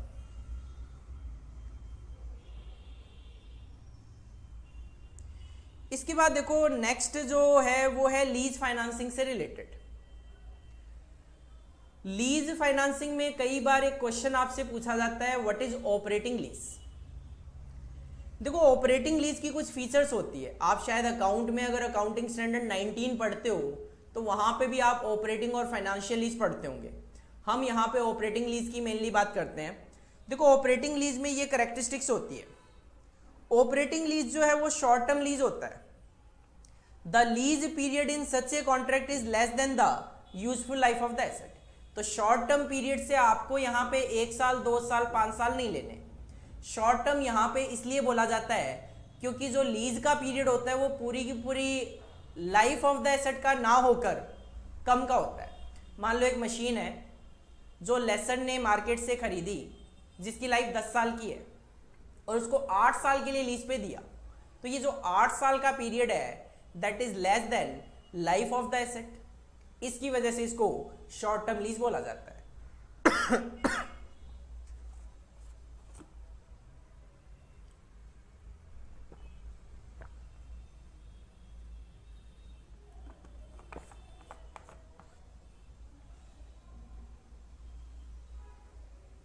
हम जो प्रैक्टिकल पढ़ाने वाले टीचर्स होते हैं, थ्योरी पढ़ाने की आदत नहीं होती, तो इतना जब बोलते हैं तो गला खराब हो जाता है। देखो सेकंड पॉइंट देखो ऑपरेटिंग लीज का क्या है। पहला तो है short term lease, life of the asset से अगर लीज पीरियड कम है तो शॉर्ट टर्म बोल दिया गया। दूसरा, the lease is usually cancellable at short notice by the lessee. Lessee अगर लीज को कैंसिल करना चाहे, ऑपरेटिंग लीज में लीज को कैंसिल करना अलाउड है, बस लेसी एक शॉर्ट नोटिस दे दे कि मैंने वैसे तो एसेट आपसे 5 साल के लिए लीज पे ली थी, 3 साल कंप्लीट हुए, उसको लगता है आगे अब एसेट मेरे काम की नहीं है, तो एक नोटिस दे दे, 1 महीने 2 महीने का नोटिस पीरियड देकर लीज को कैंसिल किया जा सकता है। तीसरा point, as the period of an operating lease less than the useful life of asset, it does not necessarily amortize the original cost of the asset. Simple सी बात है, देखो एक एसेट अगर 50 लाख रुपए की है, उसकी लाइफ 10 साल की है और लीज का पीरियड 8 साल का है, तो सिंपल सी बात है आप उस 50 लाख रुपए की कॉस्ट को 8 सालों में थोड़ी ना डेप्रीशिएट कर दोगे, अमोर्टाइज कर दोगे, 10 सालों में करोगे, तो ओरिजिनल जो कॉस्ट होती है पूरी की पूरी वो डेप्रीशिएट नहीं की जाती। The lessor has to make further leases और sell the asset to recover his cost of investment and expected rate of return. Simple सी बात है, 8 साल के लिए लीज पे आपको दे दिया, 2 साल किसी और को भी तो लीज पे दे सकता है, तो लेसर उस एसेट को फर्दर लीज पे भी दे सकता है, या फिर उसको बेच भी सकता है कि भाई 2 साल की लाइफ है, 2 साल की लीज पे कोई लेगा नहीं, तो अच्छी अमाउंट में किसी को सेल आउट कर दी, या कहीं और इन्वेस्टमेंट वगैरह करके उस पर रिटर्न कमा ले।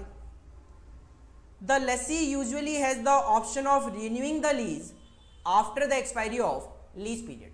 मान लो मशीन 10 साल चल सकती है, लेसी ने 3 साल का एग्रीमेंट किया कि 3 साल के लिए मुझे लीज पे चाहिए, तो लेसी को 3 साल के बाद अगर लगता है कि यार ये एसेट तो मुझे अभी और चाहिए 3 सालों के लिए, 2 सालों के लिए, तो लेसी पीरियड को रिन्यू भी करवा सकता है। तो जैसे कैंसिल कर सकता है टाइम से पहले, वैसे टाइम को बढ़वा भी सकता है, रिन्यूअल भी करवा सकता है। The lessor is generally responsible for maintenance, insurance and taxes of the asset. ये जो एसेट है, मशीन है, उस पर जो भी मेंटेनेंस का खर्चा होगा, इंश्योरेंस का खर्चा होगा, कोई भी टैक्सेस वगैरह होंगे, लेसर को पे करने पड़ेंगे, लेसी की कोई रिस्पॉन्सिबिलिटी ट्रीट नहीं की जाएगी। As it is a short term lease है, कैंसिलेबल लीज है, it implies higher risk to the lessor. Lessor के लिए रिस्क बढ़ जाती है क्योंकि शॉर्ट टर्म और कैंसिलेबल भी है। अब लेसर तो सोच के बैठा था कि ठीक है 8 साल के लिए लीज पे एसेट को दे दिया, 8 साल तक रेंट आएगा, लेकिन अगर लेसी ने लीज को कैंसिल कर दिया तो कहीं ना कहीं हो सकता है उसको दूसरा लेसी मिले ना मिले, तो रिस्क ज़्यादा होती है, but higher lease rental to the SSC. अब रिस्क जब दिखती है लेसर को तो वो लीज रेंटल भी ज़्यादा चार्ज करता है लेसी से, तो रिस्क होती है लेसर के लिए, इस वजह से वो हायर लीज रेंट भी चार्ज करता है, तो लेसी को लीज रेंट ज़्यादा पे करने पड़ते हैं ऑपरेटिंग लीज में। ऑपरेटिंग लीज कह दो या सर्विस लीज कह दो, एक ही चीज होती है। इज कॉमन टू द, ये नॉर्मली किन ऑर्गेनाइजेशन में किन इक्विपमेंट पे अप्लाई होती है? Common to the equipment which require expert technical staff for maintenance and are expose to technical development like computers हो गए, मोटर कार व्हीकल्स वगैरह हो गए, डाटा प्रोसेसिंग इक्विपमेंट्स वगैरह हो गए, सॉफ्टवेयर वगैरह, या कोई कम्युनिकेशन सिस्टम वगैरह हो गए। इन तरीके के इक्विपमेंट में नॉर्मली ये ऑपरेटिंग लीज ज़्यादा देखा जाता है। तो ऑपरेटिंग लीज में आप सिंपल याद कर सकते हो कि ऑपरेटिंग लीज एक शॉर्ट टर्म लीज पीरियड के लिए होता है, कैंसिबल होता है, कैंसिलेबल है तो रिन्यूअल भी करवाया जा सकता है। पूरी की पूरी कॉस्ट जो होती है वो उसको अमोर्टाइज करना जरूरी नहीं है, क्योंकि शॉर्ट टर्म के लिए भी ये लीज एसेट लीज पे दी जा सकती है। मेंटेनेंस, इंश्योरेंस, टैक्सेस वगैरह लेसर की कॉस्ट होती है, और शॉर्ट टर्म कैंसिबल होने की वजह से लेसर के लिए रिस्क ज़्यादा है, तो लेसी को लीज रेंट भी उसके लिए ज़्यादा पे करना पड़ता है। एग्जाम्पल इंडस्ट्री के कंप्यूटर, कम्युनिकेशंस वगैरह के जो इक्विपमेंट होते हैं, डेटा प्रोसेसिंग इक्विपमेंट जो होते हैं, इनमें नॉर्मली ऑपरेटिंग लीज आपको देखने को मिलता है। इसके अलावा लीज में एक क्वेश्चन और भी है छोटा सा जो आपसे एग्जाम में पूछा जा सकता है, sale and lease back. Sale and lease back, देखो नाम से ही क्लियर है। मान लो मेरे पास एक मशीन है, मैं आपको वो मशीन बेच दूं, बेचने का भी एग्रीमेंट कर लिया, साथ में एसेट को आपसे वापस तुरंत क्या कर लिया, लीज पे ले लिया। मतलब आपको एसेट मैंने बेच दी, एसेट बेच तो दी, प्रॉपर्टी ट्रांसफर तो आपके नाम में कर दी, लेकिन वो एसेट मैंने खुद अपने पास ही रख ली। किस बेसिस पे, आपसे लीज पे वो एसेट ले ली। तो इस ट्रांजैक्शन को सेल एंड लीज बैक बोला जाता है। देखो क्वेश्चन पूछा गया, explain sale and lease back. तो कहते हैं it is an arrangement under which an entity sell the asset to another party. मैं अपनी एसेट आपको बेच देता हूं and simultaneously takes it back, लेकिन वो एसेट वापस ले लिया आपसे from the other party under a lease agreement. आपको एसेट बेच दी, एसेट आपकी हो गई, लेकिन उस एसेट को मैंने लीज पे आपसे ले लिया। The important feature of sale and lease back agreement are the lessee get a lump sum amount as a sale consideration of the asset. अब मैंने जब बेची आपको तो मेरे पास एक लमसम अमाउंट आ गया बेचने के बदले में। जब मैंने आपसे लीज पे एसेट ली तो मैं लेसी बन गया, तो वर्डिंग यूज की गई है lessee get a lump sum amount as a sale consideration of the asset. मेरे पास एक लमसम सेल कंसिडरेशन आ जाएगा and the lessee continue to use the asset, और वो एसेट जो मैं पहले यूज कर रहा था वो अभी भी यूज करता रहूंगा। तो पैसा भी आ गया और एसेट को यूज भी करते हुए चल रहा हूं। बस अब मुझे क्या करना पड़ेगा, आपको lease and time to time basis पे करना पड़ेगा। That transaction is known as sale and lease back. तो ये दो क्वेश्चन है, ऑपरेटिंग लीज और सेल एंड लीज बैक, जो आपसे एग्जाम में पूछे जा सकते हैं, जो कि हमने प्रैक्टिकल जब क्वेश्चंस किए थे उस टाइम पे इनका कोई एज सच वहां पे यूज नहीं था।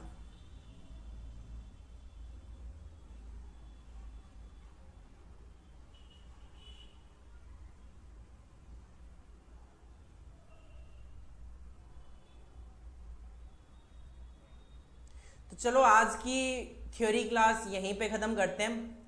नेक्स्ट क्लास में हम चैप्टर 1 की थ्योरी है एक तो जो बची हुई है हमारी, दूसरा चैप्टर 11 का एक पार्ट है जिसमें आपसे कैश मैनेजमेंट को लेकर थ्योरेटिकल क्वेश्चन कुछ पूछे जाते हैं, वो भी हम देखेंगे। और भी अगर कोई क्वेश्चन होगा तो वो भी हम डिस्कस करने की कोशिश करेंगे। चलो जी, आप इसको रिवाइज करो। जो रेशियो के पॉइंट थे वो मैंने इसलिए छुड़वाया क्योंकि रेशियो एनालिसिस जब आप चैप्टर पढ़ोगे तो वो ऑटोमेटिक आप याद कर लोगे, तो अलग से टाइम वेस्ट आपको करने की जरूरत नहीं है। चलो आप इसको रिवाइज करो, बाकी हम नेक्स्ट क्लास में कंटिन्यू करते हैं। Thank you.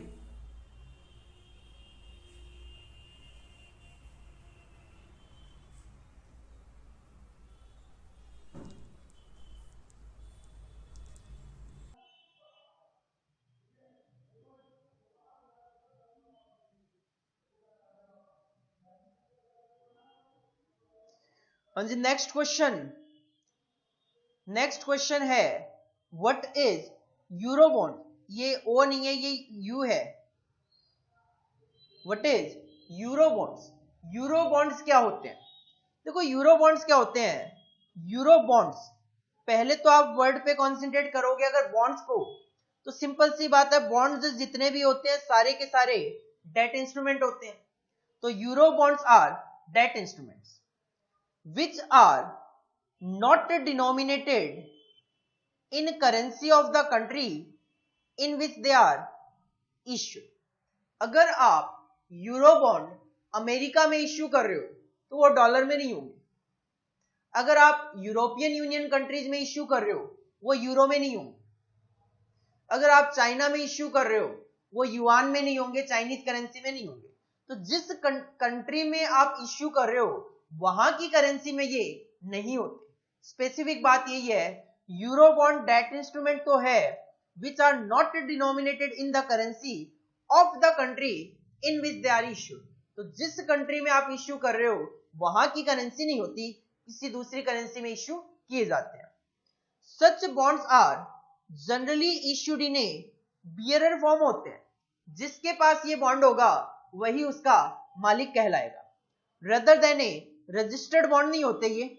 जिसकी वजह से such bond do not contain the, investor का नाम भी नहीं होता उस पे, और किस कंट्री में ये ओरिजिन हुए हैं उस कंट्री का नाम भी मेंशन नहीं होता है। तो these bonds are an attractive proposition, किसके लिए? टू द इन्वेस्टर, जो कि प्राइवेसी चाहते हैं, क्योंकि नाम तो लिखा हुआ है नहीं, तो किसी को भी देख के ये तो पता लगेगा नहीं कि ये बॉन्ड किसका है। तो जो लोग प्राइवेसी चाहते हैं इन्वेस्टमेंट में, उनके लिए एक अच्छा ऑप्शन है कि पैसा दो, ये बॉन्ड खरीद के अपने पास रख लो, जब तक आपके पास है आपके हैं, किसी और को बेच दोगे किसी और के हो जाएंगे, और जिसपे किसी का भी नाम मेंशन नहीं है, जिस कंट्री में वो ओरिजिन हुए थे उस कंट्री का भी नाम मेंशन नहीं है। तो यूरो बॉन्ड की 4 स्पेशलिटी, पहले तो उस करेंसी में इश्यू नहीं होते जिस कंट्री में इश्यू किए जा रहे हैं, दूसरा बियरर होते हैं, इन्वेस्टर का नाम नहीं होता, जिस कंट्री में ओरिजिन हुए उसका नाम नहीं होता। तो एक अट्रैक्टिव प्रपोजिशन है उन इन्वेस्टर के लिए जो प्राइवेसी चाहते हैं। This is the simple answer of what is euro bonds. इसको आप कॉपी कर लो।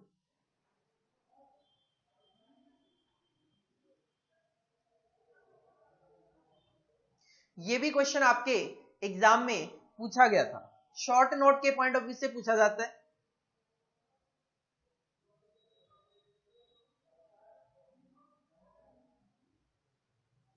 Next question, what is floating rate notes? Floating rate का मतलब होता है जिसके रेट कांस्टेंट ना हो। तो फ्लोटिंग रेट नोट्स क्या है? These are issued up to है ये 7 years मैच्योरिटी, 7 साल तक की मैच्योरिटी के फ्लोटिंग रेट नोट इश्यू किए जा सकते हैं। इंटरेस्ट रेट जो है, जैसा कि मैंने पहले भी कहा, फ्लोटिंग का मतलब ही होता है कि इंटरेस्ट रेट कांस्टेंट नहीं रहते, चेंज होते रहते हैं। किस पे डिपेंड करेगा, किसके अकॉर्डिंगली चेंज होंगे? तो interest rate are adjusted to reflect the prevailing exchange rate. Exchange rate में जैसे जैसे चेंज आएगा उसके अकॉर्डिंगली इंटरेस्ट रेट में भी चेंज आएगा। And they provide cheaper money than foreign loan. अगर आप बाहर से लोन लेकर आओगे तो रेट ऑफ इंटरेस्ट हाई होगा, लेकिन उसके कंपैरिजन में अगर फ्लोटिंग रेट नोट इश्यू किए जाए तो फ्लोटिंग रेट नोट का इंटरेस्ट रेट कम होता है in comparison with foreign loan. तो सिंपल 3 पॉइंट याद रखने हैं फ्लोटिंग रेट नोट्स के, नाम से ही क्लियर हो गया, इंटरेस्ट रेट कांस्टेंट नहीं होंगे। तो किस पे डिपेंड करेंगे? एक्सचेंज रेट के अकॉर्डिंगली एडजस्ट होंगे। 7 साल तक की मैच्योरिटी के फ्लोटिंग रेट नोट इश्यू किए जा सकते हैं और सस्ता होता है in comparison with foreign loan. इसको आप कॉपी कर लो। तो ये छोटे छोटे क्वेश्चंस हैं जो कि 2 नंबर, 3 नंबर, 4 नंबर में पूछे जा सकते हैं। नॉर्मली 2-2 नंबर में पूछे जाते हैं, तो 3 पॉइंट 4 पॉइंट जो भी है वो आप वहां पे मेंशन कर सकते हैं।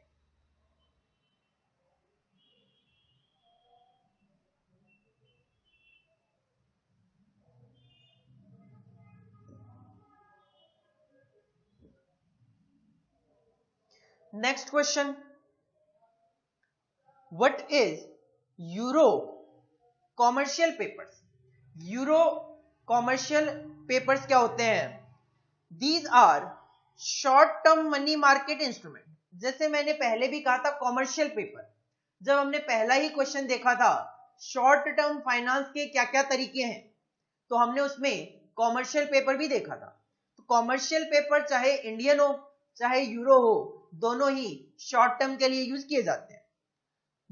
दे आर मैच्योरिटी, अब शॉर्ट टर्म आपने बोल दिया तो ऑफकोर्स इसका maturity period less than 1 year होगा, और यूरो कॉमर्शियल पेपर है जिसकी वजह से they are usually designated in US dollar में ये डेजिग्नेट किए जाते हैं। इंडियन होते इंडियन रुपी में होते, जो पीछे कॉमर्शियल पेपर हमने देखा वो इंडियन रुपी का है, जबकि ये जो है यूरो कॉमर्शियल पेपर है जिसकी वजह से ये यूएस डॉलर में डिनोमिनेटेड है। तो सिंपल 3 पॉइंट, शॉर्ट टर्म है, मैच्योरिटी लेस देन 1 year, और यूएस डॉलर में ये डिनोमिनेशन होते हैं, डेजिग्नेट किए जाते हैं।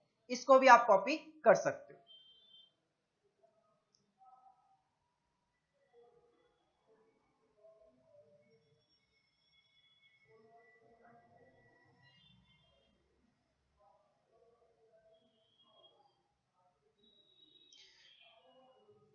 Next question, what is fully hedged bonds? देखो हेज का मतलब होता है हेजिंग। हेजिंग का मतलब होता है अगर आपने कहीं पे कोई पैसा इन्वेस्ट किया हुआ है और आपको लग रहा है कि वहां से कुछ लॉसेस हो सकते हैं, तो कोई दूसरा ट्रांजैक्शन करके अगर आप अपने लॉसेस को कम कर सकते हो या एलिमिनेट कर सकते हो अपनी रिस्क को, तो उसको बोला जाता है हेजिंग करना। हेजिंग का सिंपल सा मतलब अगर मैं कहूं तो हेजिंग का मतलब होता है to eliminate the risk. Hedging का सिंपल सा मतलब होता है टू एलिमिनेट द रिस्क। तो किसी भी रिस्क को एलिमिनेट करने के लिए जो भी काम किया जाता है उसको बोला जाता है हेजिंग। यहां पे आप बात कर रहे हो बॉन्ड, तो कहीं ना कहीं जो आपकी रिस्क है उसको एलिमिनेट करने के लिए आप बॉन्ड वगैरह का सहारा लेते हो। और फुल्ली हेज्ड बॉन्ड का मतलब पूरी की पूरी जो रिस्क है उसको आप हटाना चाह रहे हो, एलिमिनेट करना चाह रहे हो। कैसे? फुल्ली हेज्ड बॉन्ड्स जो हैं वो क्या करते हैं, eliminate the risk of foreign bond. देखो अगर आपने बाहर की किसी कंट्री के बॉन्ड परचेज किए हुए हैं, एक्सचेंज रेट में चेंजेस होते हैं और एक्सचेंज रेट में चेंज होंगे तो आपके इन्वेस्टमेंट में भी चेंज होंगे। सिंपल सी बात है, जब आपने इन्वेस्टमेंट किया था $1 चल रहा था, $1000 के आपने बॉन्ड खरीदे, 70,000 रुपए उसकी वैल्यू। अब मान लो वो 69 रह गया तो आपके बॉन्ड की वैल्यू भी 69,000 रह गई। तो कहीं ना कहीं जैसे जैसे एक्सचेंज रेट में चेंज होते हैं आपके बॉन्ड की वैल्यू में भी चेंज होते हैं, अगर वो बॉन्ड फॉरेन बॉन्ड है तो फुल्ली हेज्ड बॉन्ड क्या करते हैं, इस एक्सचेंज रेट रिस्क को एलिमिनेट करते हैं। तो फॉरेन बॉन्ड्स जो होते हैं these are always expose to exchange rate risk होती है, और उसको एलिमिनेट करने के लिए फुल्ली हेज्ड बॉन्ड्स का सहारा लिया जाता है। एक्सचेंज रेट रिस्क जो है आपकी ये वाली is eliminated by fully hedged bonds. कैसे? By selling in forward market. दो तरीके के मार्केट होते हैं, एक होता है स्पॉट, एक होता है फॉरवर्ड। स्पॉट मार्केट का मतलब है आज अगर मैं कोई ट्रांजैक्शन करता हूं तो उसका सेटलमेंट भी आज ही हो जाता है। लेकिन फॉरवर्ड मार्केट में क्या होता है, मैं कुछ इस तरीके की ट्रांजैक्शन करता हूं कि मैं किसी बैंक या डीलर के पास जाता हूं और मैं कहता हूं 3 महीने के बाद मैं आपसे ये ट्रांजैक्शन करूंगा। 3 महीने के बाद अगर आप ये ट्रांजैक्शन करोगे तो this transaction is done in forward market. The entire stream of principal and interest payment. अब देखो आपने क्या किया हुआ था, आपने फॉरेन बॉन्ड में पैसा इन्वेस्ट करा हुआ था तो इसकी कोई ना कोई मैच्योरिटी पीरियड भी होगी। से एग्जांपल मान लो 5 साल का मैच्योरिटी पीरियड है। अब आपको डर क्या है, 5 साल के बाद पता नहीं एक्सचेंज रेट कहां पे चला जाए और मुझे नुकसान हो जाए। तो उस सिचुएशन में आप क्या कर सकते हो, आप फॉरवर्ड मार्केट में जा सकते हो और ये जो बॉन्ड है फॉरेन बॉन्ड, इनको बेचने का आज ही एग्रीमेंट कर सकते हो कि 5 साल के बाद जब मेरे पास ये पैसा आएगा तो आप मुझसे किस रेट पे ये ले लोगे। तो अकॉर्डिंगली क्या होगा, मान लो आज चल रहा है $1 इज इक्वल टू 70 और अगर आप फॉरवर्ड मार्केट में जाते हो वो भी आपको कह देते हैं ठीक है $1 इज इक्वल टू 70 के अकॉर्डिंगली हम 5 साल के बाद आपसे ले लेंगे। तो सिंपल सी बात है, भले ही रेट चाहे 68 जाए चाहे 72 जाए, आपको इससे कोई फर्क नहीं पड़ने वाला क्योंकि आप तो ऑलरेडी ट्रांजेक्शन कर चुके हो। आपको तो $1 के बदले में 70 रुपीज मिलना ही मिलना है। तो आपने अगर फॉरेन बॉन्ड में पैसा इन्वेस्ट किया हुआ है तो हमेशा एक्सचेंज रेट रिस्क होती है और उस एक्सचेंज रेट रिस्क को एलिमिनेट करने के लिए आप फुल्ली हेज्ड बॉन्ड का सहारा ले सकते हो bye selling in forward market.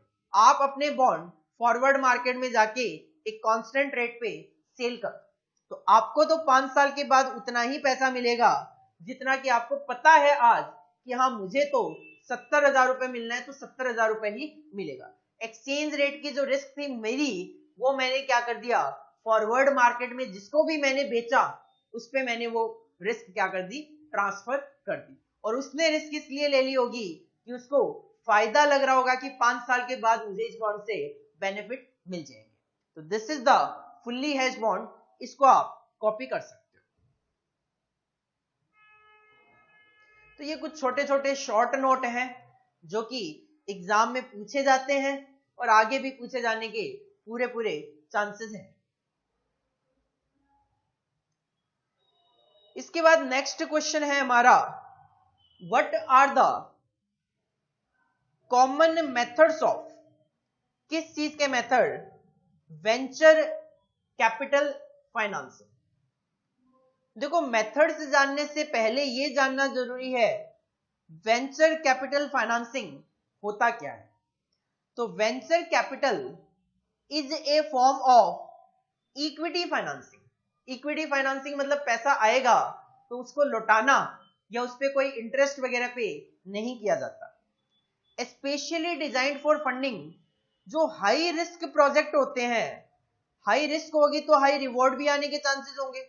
तो जो high risk high reward project होते हैं कि रिस्क भी ज्यादा है, रिटर्न आने के चांसेस भी ज्यादा है, तो उसमें जब कोई एंटरप्रेन्योर पैसा इन्वेस्ट करता है तो उसको बोला जाता है वेंचर। वेंचर का मतलब होता है प्रोजेक्ट। प्रोजेक्ट में कैपिटल की फंडिंग करना या प्रोजेक्ट में कैपिटल को इन्वेस्ट करना, कौन से प्रोजेक्ट में, जो कि हाई रिस्क और हाई रिवॉर्ड प्रोजेक्ट है, तो उन प्रोजेक्ट में पैसा इन्वेस्ट करने को वेंचर कैपिटल फाइनेंसिंग बोला जाता है। और इसके 3 तरीके हो सकते हैं। Mode of finance by venture capitalist, एक तो वो इक्विटी के थ्रू इन्वेस्ट कर सकता है। Most of the venture capital funds provide financial support to entrepreneur in the form of equity by financing 49% of the total equity। तो control जो है वो वेंचर कैपिटलिस्ट का नहीं होता, 49% इक्विटी ही वो कहीं ना कहीं रखते हैं। एक्चुअल में होता क्या है, this is to ensure that the ownership and overall control remain with the entrepreneur.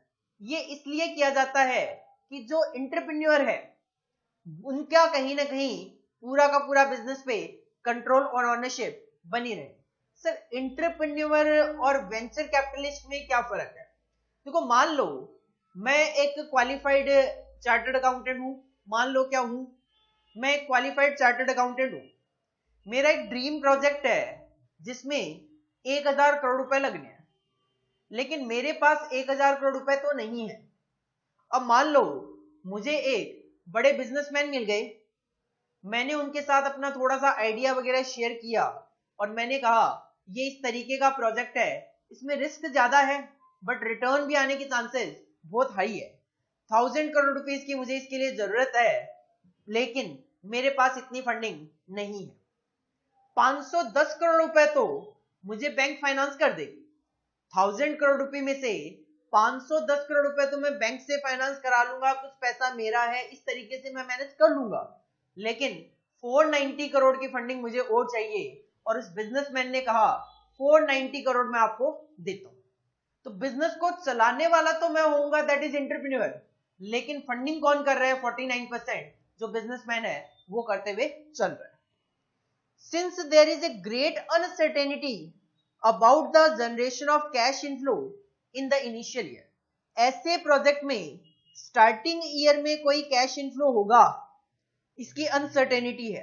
जैसा कि आप इन्वेस्टमेंट कैपिटल बस्टिंग के चैप्टर में देखते भी हो, इन्वेस्टमेंट डिसीजन में। Equity financing is the safest mode of financing. हमें पता है कि स्टार्टिंग ईयर में कैश इनफ्लो जनरेट होने की अनसर्टेनिटी है, तो बेटर है अगर आप इक्विटी फाइनेंस करवा के लाओगे तो उस सिचुएशन में एंटरप्रेन्योर एज एन एंटरप्रेन्योर आपकी हेडेक कम हो जाएगी। क्योंकि अगर डेट से पैसा लेके आओगे तो rate of interest fixed basis पे आपको पे करना ही करना पड़ेगा। A debt instrument on the other hand अगर बात करें, requires periodical servicing of, department नहीं है ये, डेट है, DEBT, servicing of debt. Servicing of debt का मतलब होता है इंटरेस्ट। तो पहला तरीका तो है वेंचर कैपिटल फाइनेंसिंग का, इक्विटी। जो कि सेफेस्ट मोड है, क्योंकि रिवॉर्ड ज्यादा आने के चांसेस तो है बट लॉन्ग टर्म में होते हैं। शॉर्ट टर्म में तो कैश इनफ्लो जनरेट होना भी बहुत मुश्किल होता है। तो इक्विटी फाइनेंसिंग में कम से कम आपको कोई फिक्स्ड बेसिस पे पेमेंट तो नहीं करनी। दूसरा मोड हो सकता है लोन, लेकिन कंडीशन के साथ, conditional loan. From A venture capitalist point of view, अगर हम वेंचर कैपिटलिस्ट के पॉइंट ऑफ व्यू से बात करें, वेंचर कैपिटलिस्ट कौन है? बिजनेसमैन जो कि 49% पैसा मुझे दे रहा होगा। फ्रॉम ए वेंचर कैपिटलिस्ट के पॉइंट ऑफ व्यू से देखें तो equity is an unsecured instrument, क्योंकि पता नहीं लॉस होगा, फायदा होगा, क्या होगा, तो उसको तो कहीं ना कहीं एक डर है। हेंस वो क्या कर सकता है? ए लेस प्रेफरेबल ऑप्शन। तो वो कहता है इक्विटी जो है वो वेंचर कैपिटलिस्ट के पॉइंट ऑफ व्यू से तो लेस प्रेफरेबल होगा देन ए सिक्योर्ड डेट इंस्ट्रूमेंट। एंटरप्रेन्योर के पॉइंट ऑफ व्यू से सोचोगे तो इक्विटी अच्छा है, बट वेंचर कैपिटलिस्ट के पॉइंट ऑफ व्यू से सोचोगे तो डेट अच्छा है। A conditional loan usually involves either no interest at all. Conditional loan का मतलब है यहां पे रेट ऑफ इंटरेस्ट नहीं होगा, और एक coupon payment at nominal rate. या तो इंटरेस्ट बिल्कुल भी नहीं होता, नो इंटरेस्ट होता है, या फिर इंटरेस्ट होता भी है तो फिर बिल्कुल नॉमिनल रेट पे होता है, कम इंटरेस्ट होता है। इन एडिशन, हाँ, a royalty at agreed rates payable to the lender on the sale turnover. अब सिंपल सी बात है, वेंचर कैपिटलिस्ट कम रेट ऑफ इंटरेस्ट पे एंटरप्रेन्योर को लोन क्यों दे? क्योंकि वो साथ में रॉयल्टी भी चाहता है टोटल सेल टर्नओवर पे। से एग्जांपल, रेट ऑफ इंटरेस्ट तो 2% डिसाइड हुआ। सिंपल सी बात है, मार्केट में कहां 2% रेट ऑफ इंटरेस्ट पे लोन मिल रहे हैं? Nominal rate of interest 2%। लेकिन वेंचर कैपिटलिस्ट ने एंटरप्रेन्योर को यह भी बोल दिया कि जितनी भी सेल टर्नओवर होगी उसका 10% मैं एज ए रॉयल्टी भी चार्ज करूंगा। तो सिंपल सी बात है, कहीं ना कहीं वेंचर कैपिटलिस्ट को दिख रहा है 12%, 2% तो रेट ऑफ इंटरेस्ट और 10% सेल का रॉयल्टी। और जो एंटरप्रेन्योर है उसको बेनिफिट ये हो गया कि फिक्स्ड कॉस्ट तो केवल और केवल 2% ही जानी है इंटरेस्ट के नाम से। हाँ, अगर सेल होगी तो मुझे भी फायदा होगा, तो मुझे कोई दिक्कत भी नहीं है वेंचर कैपिटलिस्ट को रॉयल्टी देने में। As the units pick up in sale level, जैसे जैसे यूनिट लेवल बढ़ेगा, the interest rate are increased and royalty amount are decrease. अब क्या होगा? धीरे धीरे जैसे जैसे मार्केट बनता जाएगा उसमें क्या होगा? इंटरेस्ट रेट को धीरे धीरे बढ़ा दिया जाएगा और रॉयल्टी अमाउंट को कम कर दिया जाएगा। तो ये कंडीशन होती है। कंडीशनल लोन की कंडीशन क्या होती है? स्टार्टिंग में रेट ऑफ इंटरेस्ट कम रखा जाता है, साथ में रॉयल्टी भी रखी जाएगी, लेकिन जैसे जैसे धीरे धीरे मार्केट बनता जाएगा इंटरेस्ट रेट बढ़ाता जाएगा और रॉयल्टी का रेट कम होता जाएगा। और तीसरा तरीका हो सकता है लोन जिसको कि कन्वर्ट किया जा सके, किसमें? ऑफ कोर्स इक्विटी में। जैसे आप कन्वर्टिबल बॉन्ड देखते हो, बिल्कुल वैसे ही कन्वर्टिबल लोन भी है। तो convertible loan is subordinate to all other loan which may be converted into equity. कब? If interest payment are not made within agreed time limit. Venture capitalist entrepreneur को loan दे देगा, लेकिन वो कन्वर्टिबल लोन होंगे कि अगर आप टाइमली बेसिस पे इंटरेस्ट पे नहीं कर पाओगे तो उस सिचुएशन में ये जो लोन है वो in the form of equity convert कर दिया जाएगा। तो वेंचर कैपिटल फाइनेंसिंग का मतलब है एक high risk high reward project जिसमें कि कैपिटल की फाइनेंसिंग की जाती है। This is known as venture capital financing. Venture capitalist और एंटरप्रेन्योर दो अलग अलग पर्सन है। वेंचर कैपिटलिस्ट वो पर्सन है जो कि बिजनेस में 49% लगाएगा। एंटरप्रेन्योर वो है जिसका बिजनेस पे कंट्रोल होगा, जिसका बिजनेस में आइडिया होगा। तीन तरीके हो सकते हैं इसके। अगर बात करें एंटरप्रेन्योर के बेनिफिट के लिए तो इक्विटी अच्छा है, अगर बात करें वेंचर कैपिटलिस्ट के बेनिफिट के लिए तो कंडीशनल लोन और कन्वर्टिबल लोन बेटर रहते हैं। तो this is the short note on what are the common methods of venture capital financing. इसको आप कॉपी कर लो।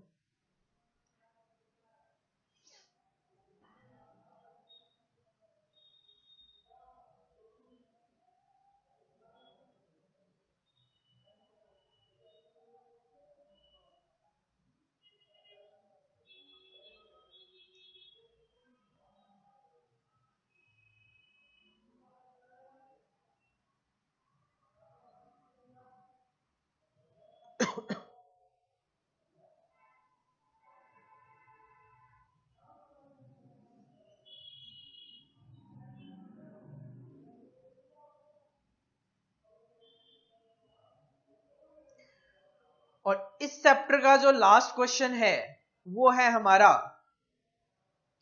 Question number 12, that is right A short note on seed capital assistance. Seed capital assistance, assistance का मतलब सहायता, किस तरीके की सहायता? कैपिटल की सहायता। सीड का मतलब होता है बीज, बीज का मतलब एक तरीके से जो बेसिक कैपिटल की नीड है उसके लिए सहायता करना। तो ये क्या तरीका है? द सीड कैपिटल असिस्टेंस एक स्कीम है, और ये स्कीम किसने डिजाइन की है?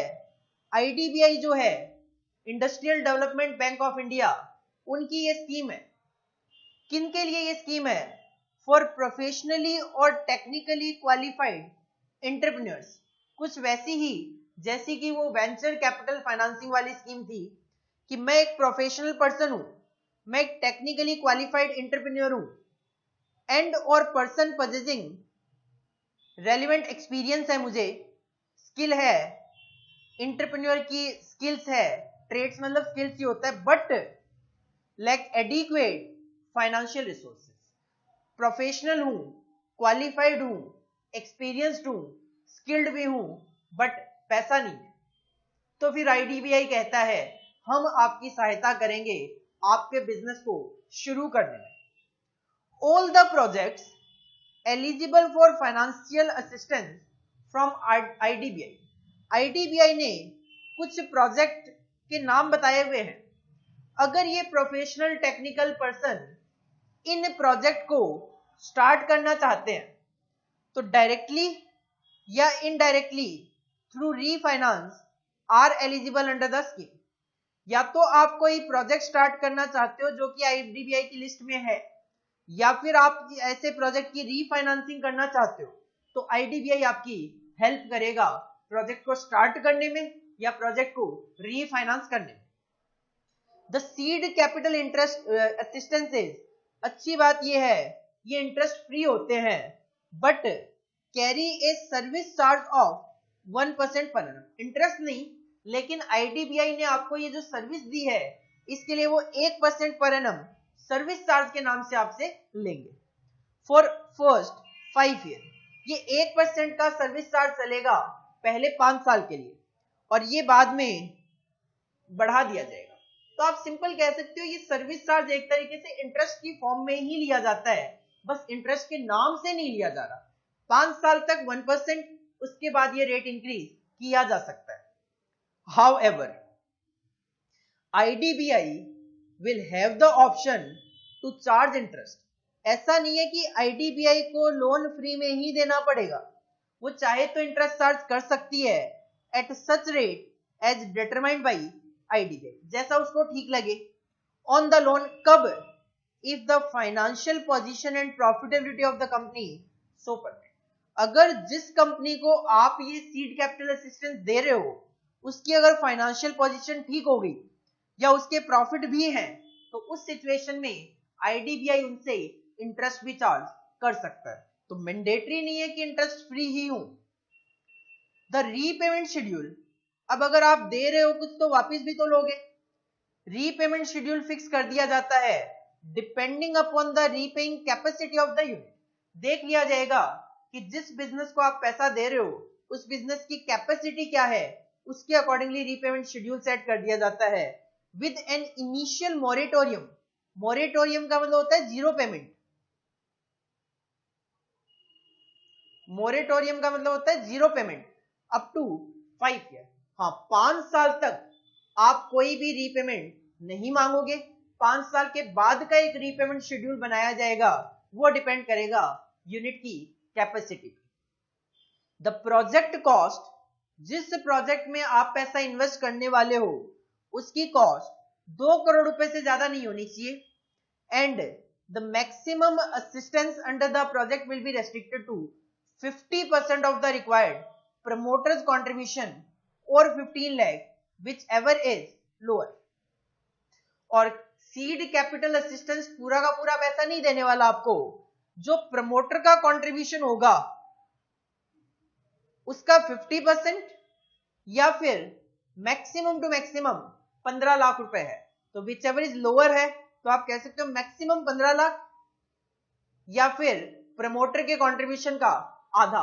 whichever is lower जो होगा वो सीड कैपिटल असिस्टेंस की फॉर्म में आईडीबीआई आपको दे देगा। तो सीड कैपिटल असिस्टेंस क्या है? एक स्कीम है जो आईडीबीआई ने डिजाइन की है उन लोगों के लिए जो कि पढ़े लिखे हैं, स्किल्ड है, लेकिन बिजनेस करने के लिए पैसा नहीं है। तो उनको डायरेक्टली या इनडायरेक्टली आईडीबीआई हेल्प करता है। इंटरेस्ट नॉर्मली चार्ज नहीं किया जाता, but 1% per annum service charge लिया जाएगा पहले 5 सालों के लिए, बाद में इसको बढ़ाया जा सकता है। लेकिन ऐसा नहीं है कि हमेशा ही interest free.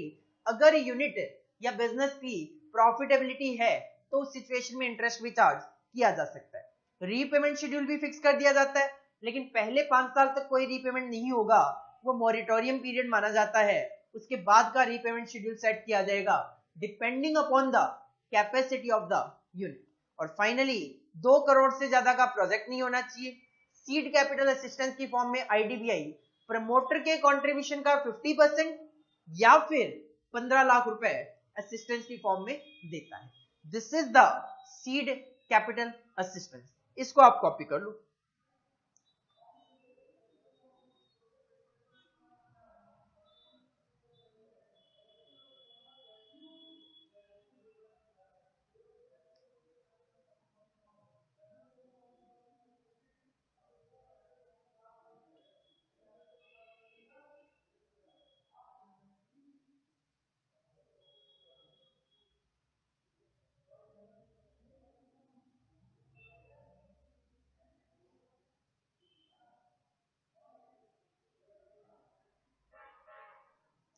This is all about for today's class. और ये हमारा सेकंड चैप्टर की थ्योरी थी, जिसमें से एग्जाम में सबसे ज्यादा थ्योरी क्वेश्चन आने के चांसेस होते हैं। हालांकि जैसे मैं पहले भी बता चुका हूं कि हमारे एग्जाम में 60 मार्क्स का प्रैक्टिकल आता है फाइनेंशियल मैनेजमेंट में, और 10 मार्क्स का एक थ्योरी क्वेश्चन पूछा जाता है, और पेपर में एक चॉइस भी होती है। तो पेपर को अगर आप चाहो तो 100% प्रैक्टिकल वहां पे अटेम्प्ट कर सकते हो, क्योंकि जो पहला क्वेश्चन कंपलसरी है वो प्योर प्रैक्टिकल है। बाकी जो क्वेश्चन है 5, उसमें से आपको, बाकी जो 6 क्वेश्चन है उसमें से आपको 5 क्वेश्चन अटेम्प्ट करने होते हैं। तो जिसकी वजह से आप एक पूरा का पूरा 10 नंबर का क्वेश्चन जो है स्किप कर सकते हो, जो कि थ्योरेटिकल होता है। तो अगर आप चाहो तो 60 में से 60 नंबर ला सकते हो एफएम के पेपर में ड्यू टू प्रैक्टिकल अटेम्प्ट करके। तो आप इसको रिवाइज करो, बाकी कोई भी डाउट आता है आप मुझसे पूछ सकते हो। Thank you, all the best.